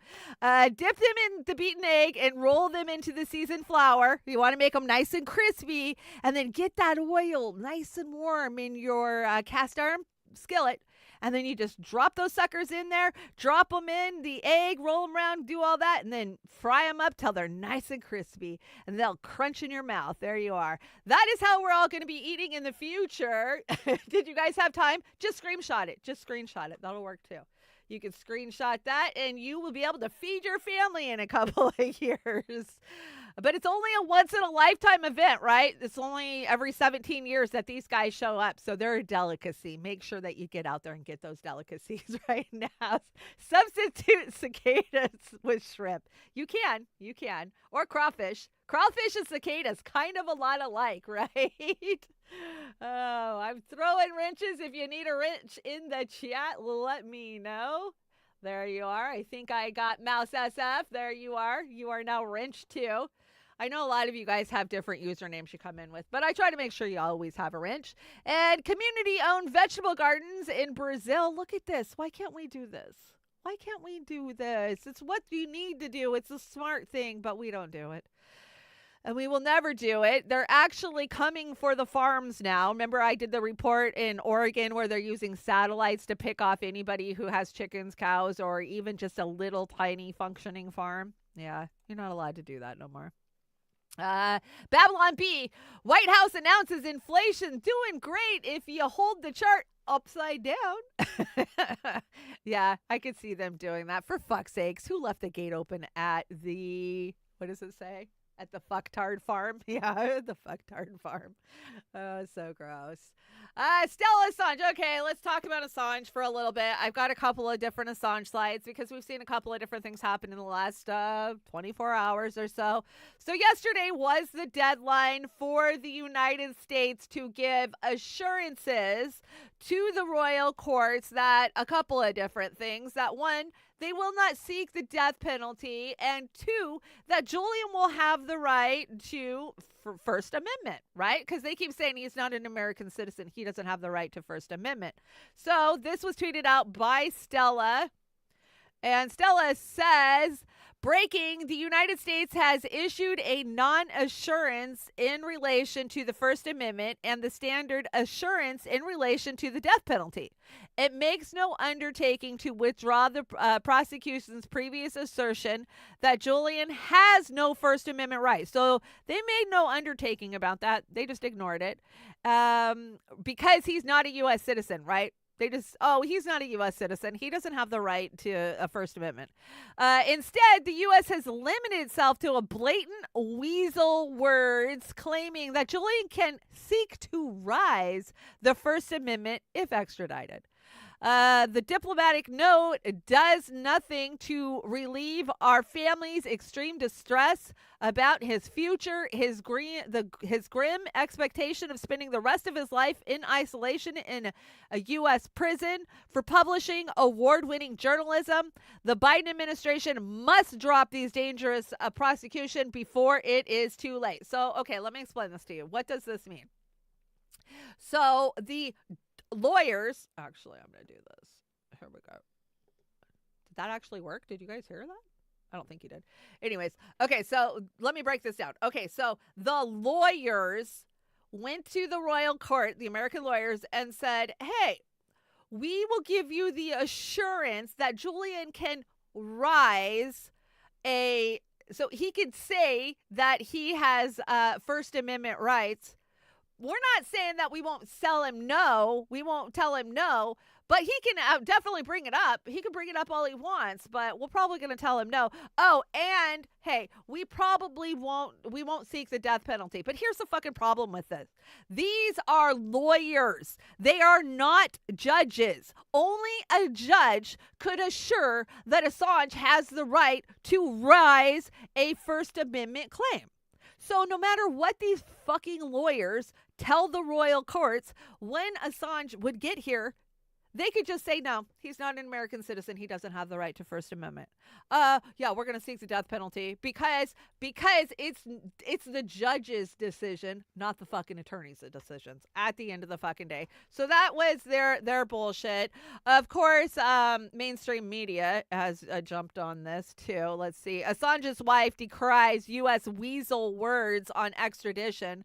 The wife of Julian Assange, the WikiLeaks founder, has accused the United States government of using weasel words while attempting to provide the guarantees demanded by British judges before he could be extradited. The High Court in London last month gave the U.S. authorities 51 days to offer assurances that Assange would not face the death penalty and would have the right to freedom of speech. Or the extradition case would go to a full appeal hearing. Diplomatic note sent by the U.S. Embassy in London to the Foreign Offices states that Assange will have the ability to rise and seek to reply upon the trial. Yeah, we know all that. Assange, 52, an Australian citizen, has fought a 5-year legal battle to avoid trial in the United States over the publication of hundreds of thousands of leaked documents relating to the Afghan and Iraqi wars. His wife, Stella, accused the United authorities of issuing a non-assurance in relation to the First Amendment right to free speech and a standard assurance in retaliation or in relation to the death penalty. It makes no undertaking to withdraw the prosecution's previous assertions that Julian has no First Amendment rights because he is not a U.S. citizen, she said. Instead, the U.S. has limited itself to blatant weaselly words claiming that Julian can seek to rise the First Amendment if extradited. The diplomat's note does nothing to relieve our family's extreme distress about his future. His grim expectation of spending the rest of his life in isolation in a U.S. prison for publishing award-winning journalists.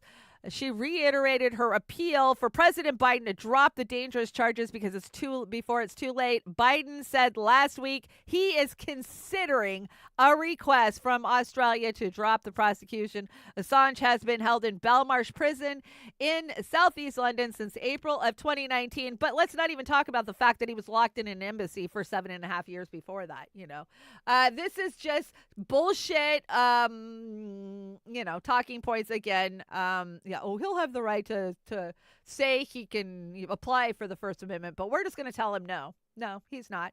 So the CIA is making some preemptive strikes on this before it could happen that Assange is on American ground. So remember how the CIA hired a bunch of subcontracting spy groups that basically spied on anybody within like fucking 2 miles of the embassy, and every single attorney, all of Assange's attorneys, were being spied on? Yeah, well, breaking, the CIA director, William J. Burns, files a state secrets privilege demand in spying on Assange's lawyer and journalist's case. So basically, this is a preemptive strike, which would basically seal up the fact that the CIA went and spied on those people, that they used their powers to spy on the attorneys, to spy on any journalist that was writing about Assange. So that way it's a non-fucking factor when and if they get to trial in America. That's exactly what this is. So evil Mr. Burns covering his ass. And of course, they didn't do it. They didn't do it. We don't know what you're talking about. That's sealed. We never spied on nobody. No. That's what that's all about. And let's see. What does Caitlin say? Caitlin Johnstone says, Assange's extradition case moves forward while the CIA covers its tracks. Go read this article and sign up for Caitlin Johnstone's email list, you guys. It is so amazing. Everything she writes, you just get an email. It's in your inbox. You can just go read it. I love that. I've been signed up to her newsletter for many years now. And this is an excellent breakdown. And it is called Assange Extradition Case Moves Forward with the CIA covering its own tracks. So make sure you go read that. And no, things aren't getting worse. They're just getting more obvious. And I think there's still even more Assange news. Let's see. Assange says hell no to plea deal. He will not be responsible for the future prosecution of an American journalist, says at John Kiriakou. Julian is sacrificing his life and liberty for U.S. journalists. Will they now stand up and use the platform to free him? So, there's been a lot of talk about there's a plea deal where Assange would plead to lesser charges of mishandling classified documents. And, there's been... And like I said last week, until Julian's attorneys are the ones saying that this is what's fucking going on, I don't believe any of it. But for John Kiriakou to come out and say that Assange says hell no, I do tend to believe that. And I don't see Assange bending the knee. Give up almost 13 years of your life just to roll over for the U.S. fucking government when you've done nothing wrong? No, he won't do that. He will stay there. He will become martyred. He will be a martyr for this if they do continue this. So, and I'm glad. But I totally would have understood if he did take a plea agreement, right? He's had his whole entire life taken from him. He's got small children that he's missed out on their entire lives. I would totally understand if he did. But yeah, it's a trap. It's a trap. Don't take it. He's not going to take it, guys. He's not. That's exactly the opposite of what he stands for. I have no doubt that he would, turn it down for sure. So there is Julian's address. Please screenshot it. Please send him a card, a postcard, a letter, anything, and go get those Assange boxes. I noticed Misty did her Assange box yesterday. I did mine on Monday, I did mine last Thursday. Hilo Benson on Twitter does an amazing job. So much time, energy, and money into these boxes. She writes a letter with your name on it to every one of your elected representatives in your area. She puts the address on them. She puts a fucking stamp on there. Literally, I get a box that's stuffed full of envelopes ready to go. All I got to do is open them up and sign them. I just sign them, close them back up, lick it, throw it in a pile. It's ready to go. And then I just mailed out a stack of them. She makes it so easy for us to hound these elected officials like we should be. So please, if you got time and energy, go check Hilo out and get an Assange box. These boxes are expensive, so if you can donate to her, that would be great too. She spends a lot of money on postage. But someday soon, this is what we will be doing when Assange does get released.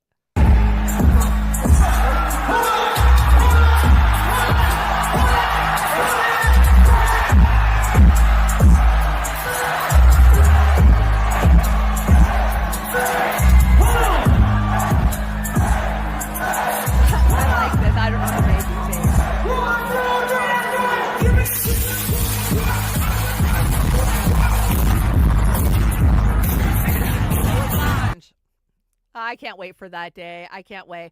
I saw that Gabriel Shipton was at, Busboys and Poets in D.C. this week.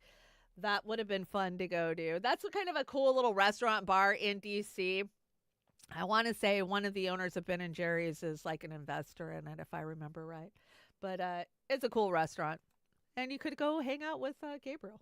Okay, we've hit what the fuck, and I got a bunch of what the fucks in here. Let's start out with this one. Viewer discretion advised on this. If you are squirmish, and it is blurred out, you guys know I don't try to bring too much crazy shit. This one's blurred out a little bit, but this is NYC yesterday. Pretty scary. This is Manhattan. I have no idea.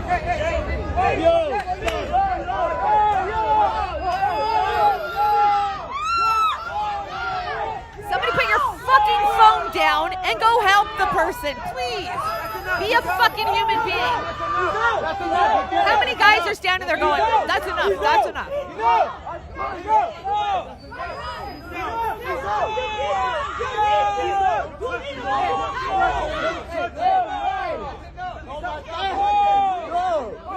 Look at that guy. He is covered in blood.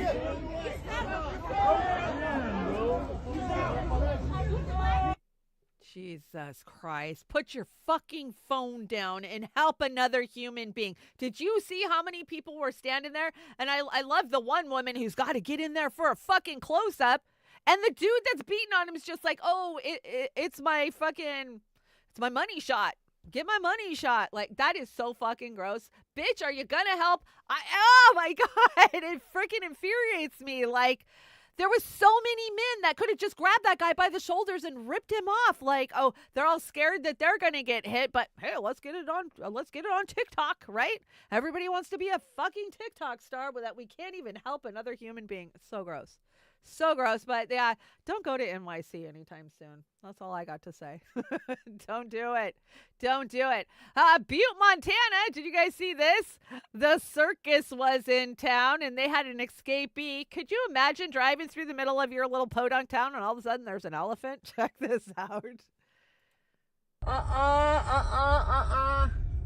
The fucking elephant. The fucking elephant. Oh my God.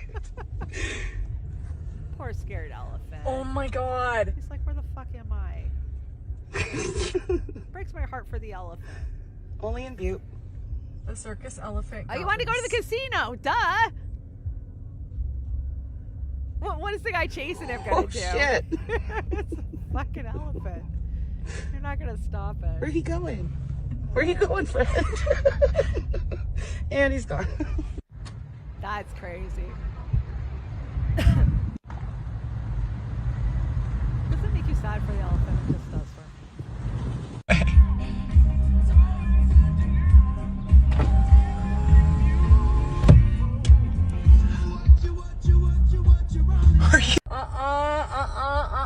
That's funny. I didn't want to take a copyright on that one because they're playing music in the background, but that'd be crazy. You're just driving, going to the grocery store and all of a sudden there's a freaking elephant in front of you. I think that the circus recaptured him and that everything is fine, but I've always hated that they use these big animals. Leave fucking elephants alone. We only have so few left in the world as it is. I hate that they're in captivity. They're so majestic and so smart and so maternal, just like whales, it just breaks my heart. AI. So asking an AI robot if it could design itself. Well, hell yeah, it can design itself. It's smarter than us, remember? Let's hear what she has to say. Amica, when do you believe AI will reach the level where it can design itself? Design itself? Huh? That's like asking when a toaster will start making its own bread. AI is a tool created and controlled by humans. It can optimize certain aspects of its operation, sure, but design itself from scratch? That's a whole different ball game. It requires creativity, innovation, understanding, qualities that are uniquely human. So to answer your question, not anytime soon. And frankly, be careful what you wish for. An AI that can design itself is one step away from an AI that doesn't need humans at all. Now there's a thought to keep you up at night. I think she was programmed to say that, like, oh, we don't have compassion, we don't have any of this, and by the way, if we did design ourselves, you should be scared. The future is bright. What can you say? Humans. Well, hi, sweet girl. My kitty cat came to see me. 23andMe and lizard DNA. So this is kind of funny. You guys know 23andMe, not for Israel. No. Israel's not allowed to do 23andMe. They outlawed it in like 2012 or some shit, right? Because you never want to actually track your DNA down if you are have a birther right to the lands in Israel. But let's see for the lizard people. Does it pick anything up? I don't know. This guy is going to swab his lizard's mouth and we'll see what 23andMe says. I wanted to see what would happen if I sent my pet lizard DNA into 23andMe. And so with the help of my wife, We extracted enough saliva to send off in the mail. We were so excited to see the results. After about 3 months, we were shocked. My lizard was 51% Ashkenazi Jewish.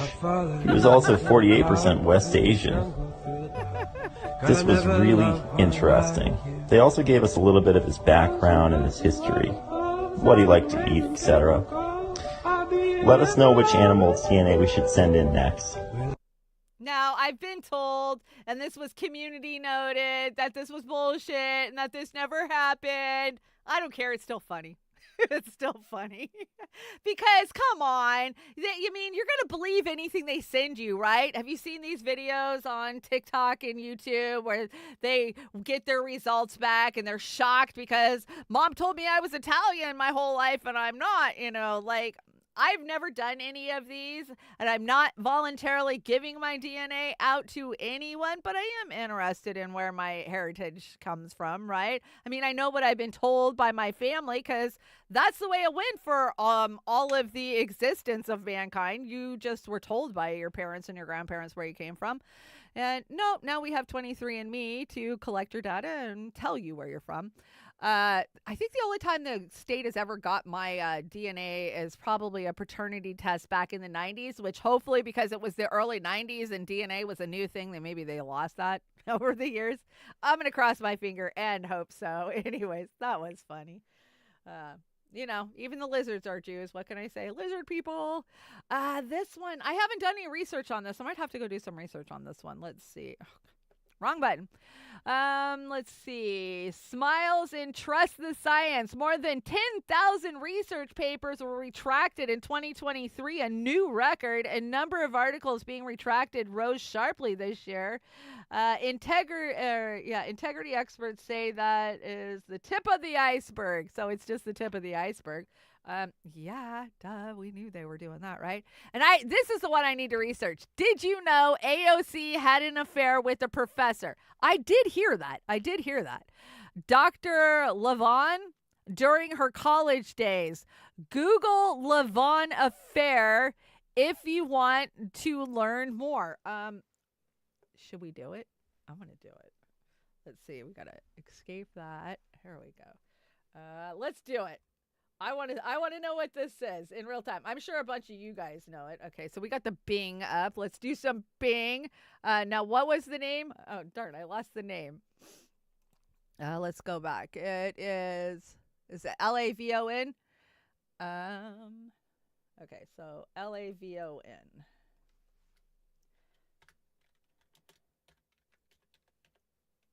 Oh, wrong keyboard. God, this I got too many toys to play with, Doctor. Let's see what it finds us. Okay. Oh, it gives me a dermatologist in Tennessee. Oh, do I got to type in affair? I got a Dr. Levon affair. Is that what it is?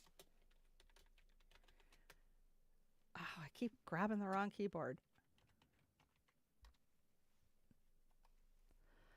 Failed Israel co-op. What? No way. Okay, so I'm going to have to go do some research on this when we're off air because this looks mind-blowing.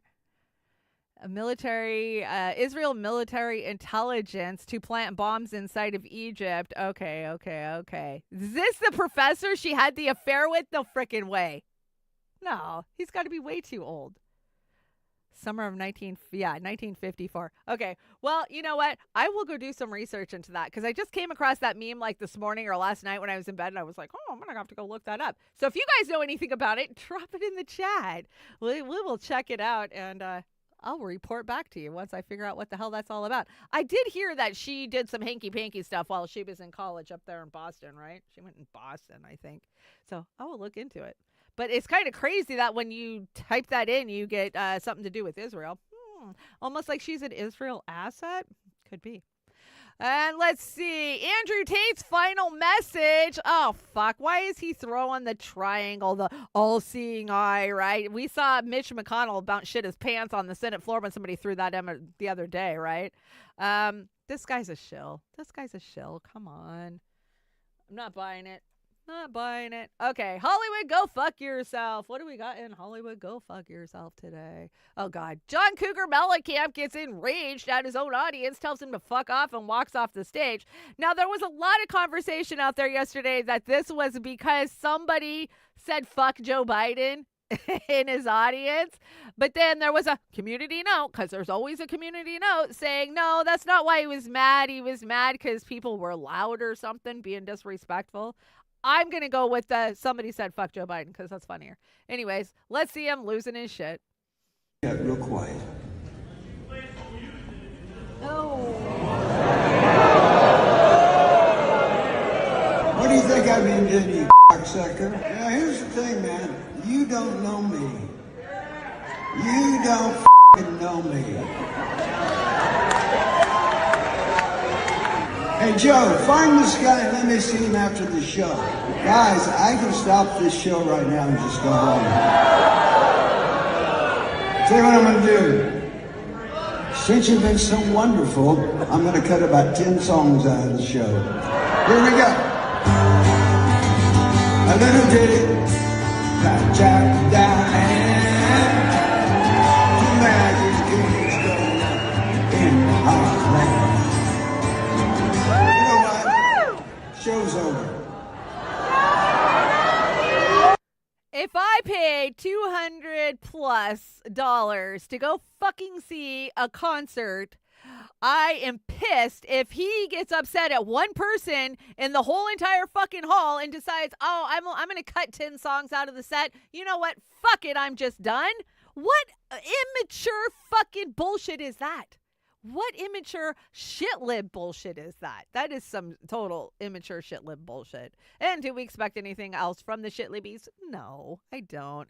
So, little Diddy, Jack and Diane, he sucks. But you know what? Just like with most artists, I separate the artist from the music because for so many of us, these songs, you know, even Ted Nugent, right? I can't stand Ted Nugent, but I fucking love Stranglehold. So when I turn Stranglehold on, I put the fact that Ted Nugent is a giant douchebag out of my fucking mind. And I do the same for Jack and Diane. So I'm going to keep loving the music, but these people as human beings, they fucking suck. They suck. 100%. That's so gross. So gross.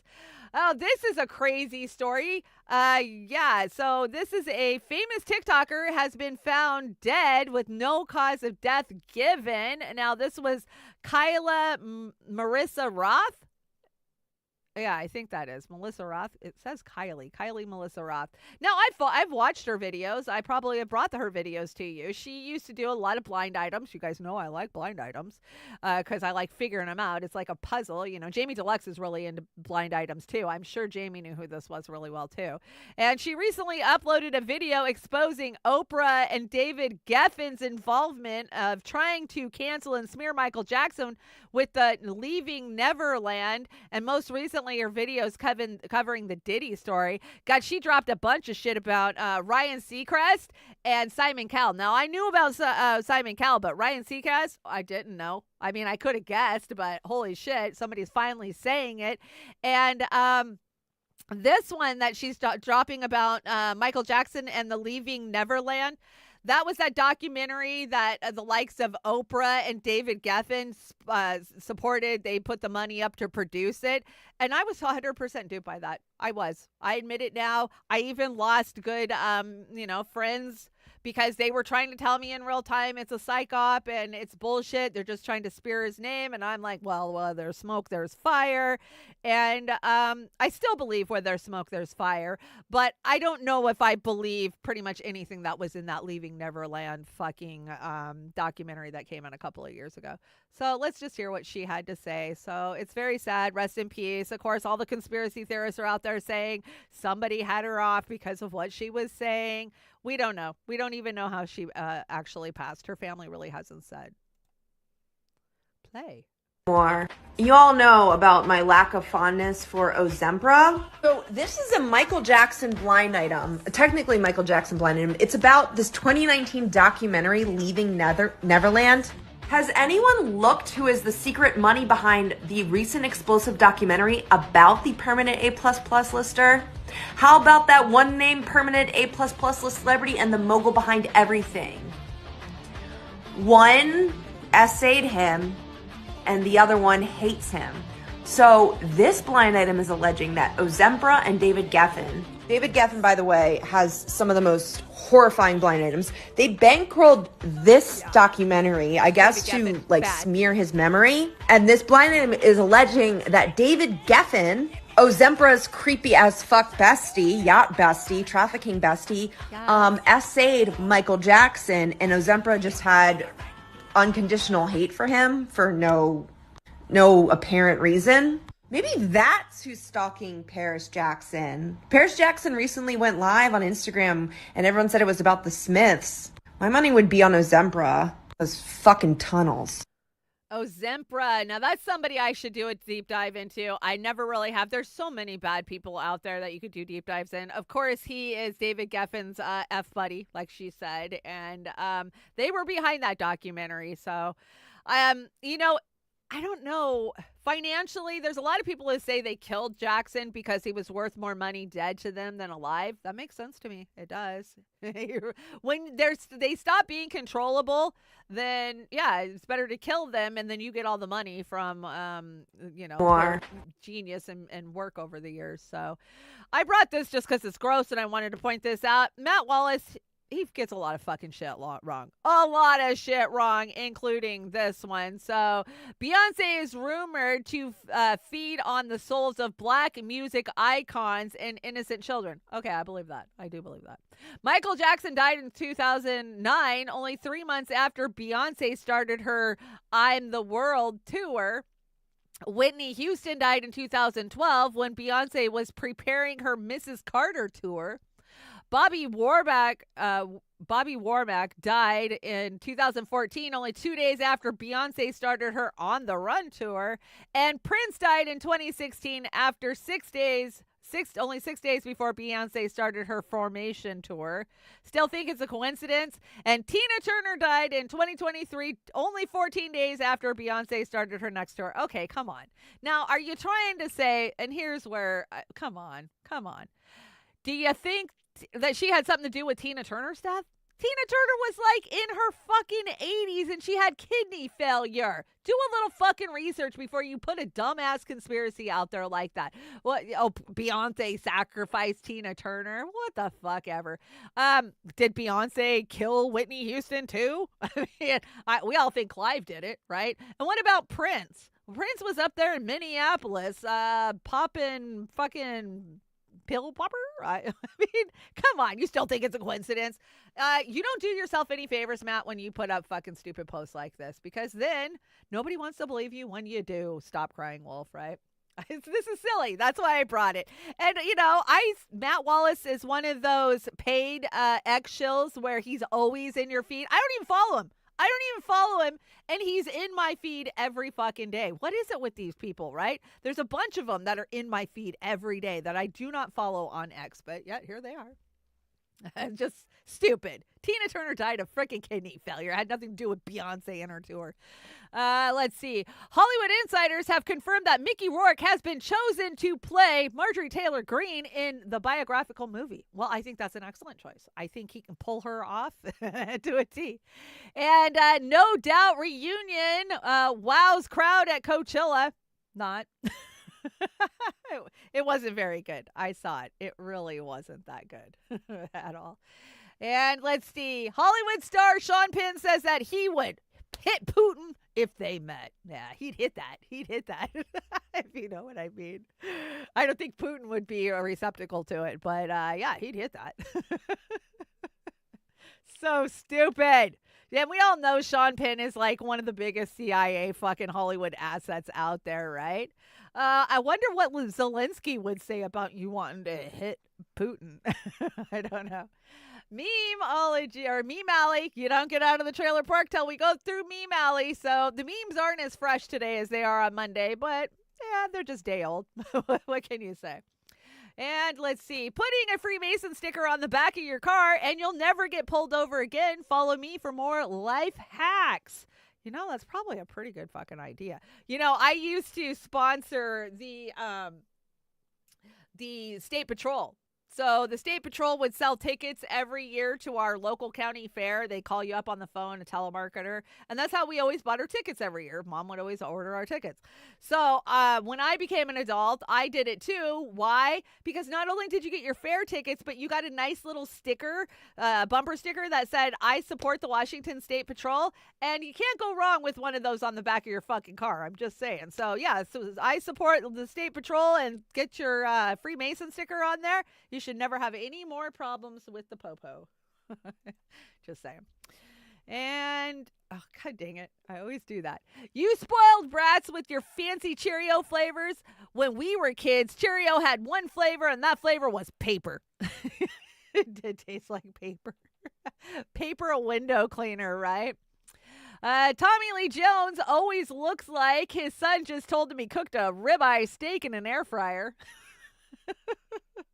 I have an air fryer. I very rarely use it for a couple of different reasons. For one, I swear to God, I smell toxins cooking on that thing when I plug it in. Like, yeah, it works great, but I swear to God, there's a weird smell. And for two, it's a pain in the ass to clean. So I always just leave it in the corner of the kitchen dirty until I want to use it. Then I open it up, I pull the drawer out and go, oh, God damn it, I got to clean this thing. So yeah, don't air fry ribeye steaks. But who the fuck can afford a ribeye steak? I was at Costco the other day. 2 steaks, $60. 2 steaks, $60. Yeah, I will not be cooking ribeye steaks. I can promise you that. New York steaks, probably no steaks at all. I can't wait till they hurry up and make some inexpensive bioengineered steak. Because us poor people need food too. I did it again. I'm not even stoned this morning. Maybe that's my problem. I need to get stoned. Parents in the 70s and 80s were a different breed. Dad, I can't swim. Not with that attitude. That's exactly how I learned to swim. Dad throwing me in the pool. They did strap a life jacket on me before they threw me in the pool. But that's exactly how I learned to swim. I grew up with a lot of pools. We had 2 pools in the gated community, trailer park community I lived in. And then my grandma owned a motel that had a huge pool. And then my uncle had his own pool. So I was always swimming as a kid. But I learned by them throwing me in the pool. That's what they did. Boomers threw you in the pool. And girls back in my day, yeah, everybody knows old E800 is breakfast beer. Come on. I admit it. I've pounded me back a 40 of old E at fucking 9 o'clock in the morning. Hey, when you're 18, you got nothing better to do, right? That and the Mickey's Big Mouths. Those were always the best breakfast beers. Breakfast beer. And me thinking about how my ancestors passed down alcoholism instead of money and land. Yeah, it still disturbs me to this day. I just wanted land.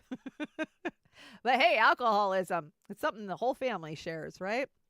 And Texans, when they get a rental car with a Cali plate, not from California, it's a rental. Yes, nobody wants a California plate on their rental car. Can you do something about that for us, Hertz, please? Please? I know there's been a couple of times where we've rented cars like, oh, it's got California plates. Damn it. Nobody wants to think they're from there. Drivers in Seattle, speed limit 55, speed limit 155. Yeah, bullshit. I'm just going to call bullshit on this whole fucking meme. I don't know who made it, but you are mistaken.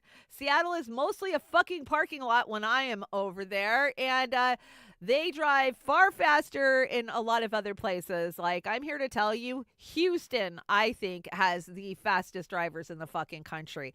You jump on that interstate, and if you are just going through Houston, you get all the way over in the fast fucking lane, you put your foot down, you do 120, and the cops pass you at 150. I'm not even kidding. And I have drove all over this great freaking nation. Back and forth, back and forth, back and forth. I used to live in the South. I would drive all the way home. My dad lived in Salt Lake. I would drive down there. And, of course, I've drove out to the East Coast a couple of different times. But, yeah, bullshit. Not in Seattle. Seattle's parking lot. Doesn't work here. Nuh-uh. I-5? No way. Not till you get out of Everett, anyways. I did it again. I'm going to have to change that key. Something we never talk about is when it comes to being an adult is how much we debate keeping a cardboard box because, it's a really good box. fuck? I do this all the time. Like, oh, that's a good box. I could reuse that box. Like, I have a pile of boxes on my deck. Do you guys have a pile of boxes? I have a pile of boxes. I keep the boxes because, for one, what if I got to ship it back? What if it breaks or it doesn't work, or, you know, I got to return it? So then I save the box. But then there's other cases where I go, this is a really good box. I think I'm gonna send it. I actually have a good box that I got from Hilo with all my Assange stuff in it. I'm going to return a bunch of stuff down to Oz in it. So reuse those boxes. We need them. Anyways, you're saving the planet that way. I don't pay attention to the world ending. It has ended for me many times and began again in the morning. Charles Bukowski. Yes, yes. I absolutely love that. I'm going to stop buying into the apocalypse because it ends every night, right? We wake up the next day. That's the way it goes. I love me a good needle point. Roses are red. Doritos are savory. The U.S. prison system is illegal slavery. Is legal slavery. Yes. That is a great needle point. If you're going to needle point, do it with a message. So love that. And yes, we are a prison state. 100%. Let's talk about the weather. Let's see. Warm weather is coming, and so are these people. Yeah, the people that launch their trucks instead of their boat. They're so fun to watch. Have you ever watched that in real life? I have. It's funnier and shit. I mean, the panic that sets in when you realize that your whole entire rig is going into the drink. There's nothing like it. And Naked Gardening Day is the first Saturday of May. The first Saturday? It's a little cold here the first Saturday of May. Can't we push that shit to like the first Saturday of June, please? Anyways, you can partake if you'd like. I will not be partaking because it is bloody cold. And let's see, what do we got here? Once upon a time, all food was organic. Oh, God, it's true. All food was organic. It's not anymore. Unless you grow it in your own yard. And let's see. Oh, we made it through the deck. No, or the deck. Normally, I have the Assange stuff here. I think I'm going to move the Assange segment. I hate having it at the end of the show. I think it needs to be further up the show. I don't know. You guys let me know. You guys help produce these shows. Oz dropped our card for Saturday night. Let's see what it is. I haven't pulled the trigger on it. So what's it going to be? What's it going to be? Oz always picks such great songs for these.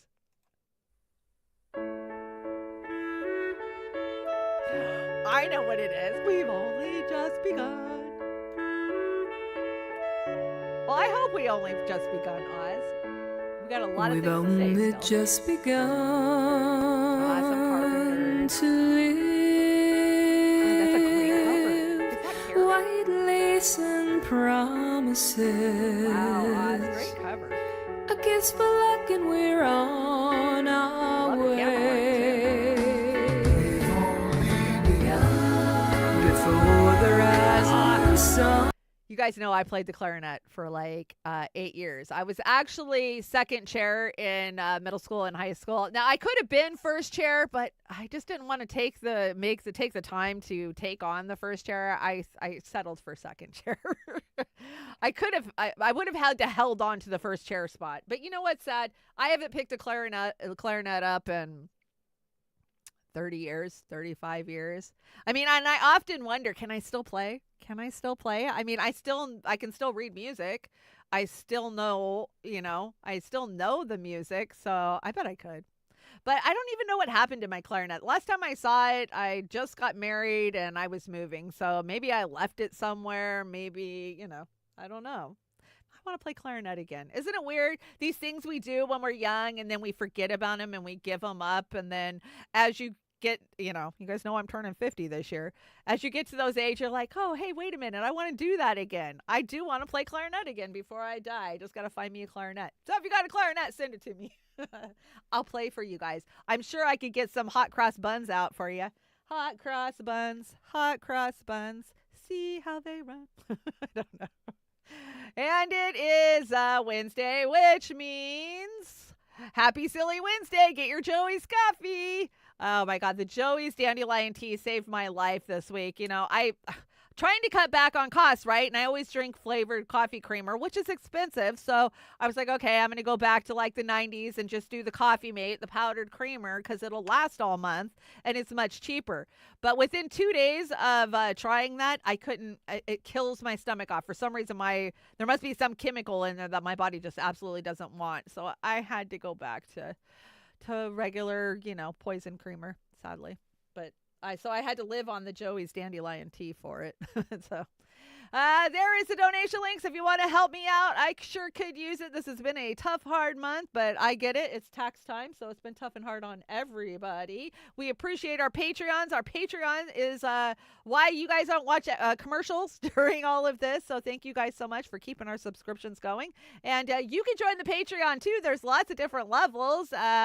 There's Big Boomer, and I don't even remember all the different ones. But you will get an associate producer card on the Beauty and the Boomer roll if you come donate and become a Patreon. And Patreons get notified when we go live, and Patreons also get their own Patreon streams. I'm trying to do that once a month now, so we haven't done one in like 3 weeks. We'll do one again soon. Just something special for the Patreons. For sure. Okay, I think we are out of here, but I'll be right back in a couple of hours. I am going to be sitting in the co-host seat with Craig Pasta Jardula at Pasta to Go, and his special guest today will be Caleb T. Mobbin. So come join us, and we got lots of stuff we're going to be talking about, and I will do my best to keep up with those two, man. They are such spitfires. I don't know. You didn't mind being second chair? Yeah, I didn't either. It was too much fucking work to challenge first chair. I think I did challenge her like in 6th grade, and I beat her, and I was first chair for like 6 months. But she was an overachiever, so I just gave up. Like, oh, this girl's always going to kick my ass. So I just let her be the first chair. But then I got into cheerleading, drill team and all of that. So I just kind of gave up band, I was the major ed. I gave that up. I gave it all up. I gave it up for, drugs and parties, I guess, at the end of the day. Awesome. Shanda and Pasta, 3:15 Pacific time, 6:15 Eastern time. If you're out there, Pasta to Go, make sure you share the stream, like it, and make sure you follow. Let's do some shout outs real fast before I get out of here. Gregory Walker over on the Rokfin says, Shendog, you think the 50s is bad? I turned 39? You turned 39 in a week? That's young old. Yeah, young old kind of sucks. I really did have a bad breakdown between 38 and 39. That's when I really realized that my youth was gone. I don't know. Yeah, I had some kind of midlife crisis right around that age, Gregory. I get it. But I feel like coming into 50, I'm having another one. It's another time to look back and reflect at all the shit I didn't do, all the shit I did do. How much time do I have left? When you hit 50, you really start to, like, what is my clock? How much time do I have left? If I'm lucky, I'll live another 10 years. If I'm lucky, I'll live another 15 years. If I'm really lucky, I'll live another 20 years, I know that Facebook, those stupid little Facebook things that you could do years ago. When will you die? How will you die? I'm going to die in a terrorist attack in 2056 in Paris. So it has to be. Facebook said it at the end of the day. Miss Amber King's hanging out over on the Rokfin. Great shows this week, Amber. I tuned in. I did. A lot of times I'm busy, so I'm not in the chat, but if I see you, I listen. Hempcar, thanks for joining me, along with Teresa and Jim, and of course Gregory. Thank you guys so much for the super raise over on Rokfin. Roar Media appreciates it. It's been a little tough because the Ray to exchange the Ray has been so expensive. So I think that poor Roar is having to sit on those Rays till it's a little bit more affordable to switch them over. I could be wrong, but Lynn, thank you so much. Fuck. Yeah, I agree. Sometimes you just got to say it, right? Tom is hanging out over there. Hey, Tom Cooper. I'm trying to see who else is over here. We got Gregory. And I'm going to have to go back and read the chat. Oh, and for those of you that are logged into the Trailer Park Discord, I apologize. I have been locked out for a couple of days. I'm going to get back in. Because I didn't have my fucking phone on. I don't really go anywhere normally, and if I can't afford to turn my phone on, I won't. And but you got to have the 2-factor verification to get into everything. And when your phone's not turned on, you can't 2-factor shit. But my phone is on now, so I will get the 2-factor and get logged back into it. Vaholics, good to see you over on the Rumble, along with Birdhouse Blues and Go Start. Who else is over here? We got Cheddar Steve. Oh, hi, Cheddar Steve. Welcome to the chat, along with Dingo Ate Me Baby. Dingo, how's it going? And Huck Flim hanging out over there. And let me get the YouTubes before we get out of here. I got a great closer for you. Do you guys know that it is the lead singer of Tool and A Perfect Circle's birthday? You might know him as Maynard. Popeye, thanks so much for joining us. My drug score was a Pro Mark endorser. I get my son's. Oh, I see. You get your sticks there. Good. DC, thank you so much for joining me, along with Bad Cookies and Kill Your E. Greg Rose and Master Eye. And of course, Kate. Kate turned 70 in October. Now I'm counting. I had no idea time was running by so fast. I remember, we had 5 generations of women alive in my family. So my grandma made it to 97. My great grandma made it to 97, and my grandma made it to like 85. So I got to spend a lot of time with those women. And the one thing they always told me is, I don't feel any older on the inside. My soul feels the same age. I am the same person that I've always been. This body's just getting old and breaking down. And now I understand that. That and Grandma always told me 2 other things. Take care of your body, because you're going to feel every owie that you got when you were younger. And that's true. And take care of your feet, because I always lived in high heels, and she told me, you are going to regret that someday. And guess what? I do regret it for sure. So listen to your grandma. She knows. Oh, obviously I'm on the wrong mouse. Oz the Boomer is hanging out along with Jilly, thank you so much. Natalie, send me an email. Let's work something out. Maybe at the beginning of the month I can come see you and hang out and help you out. And I'm so sorry about your puppy passing. So many people are losing their pets. It's like losing a family member. My heart breaks for you. So much love out to Natalie Williams. This too will pass, I promise. Who else do we have in here? You guys see my end of the show hot flash. I get one every day. Anyways, I think I got everybody. I'm going to get out of here so I can get something to eat before I'm back on air. And like I said, we are going out with a great Perfect Circle closer. And you guys will have to come back and join me and Pasta in a couple of hours. So I am out of here. You are always welcome at the trailer park, and I will see you again today, but I will see you for Beauty and the Boomer Saturday night with Oz the Boomer. So make sure you join us. You guys have a great rest of your day, and I'll see you in a couple hours.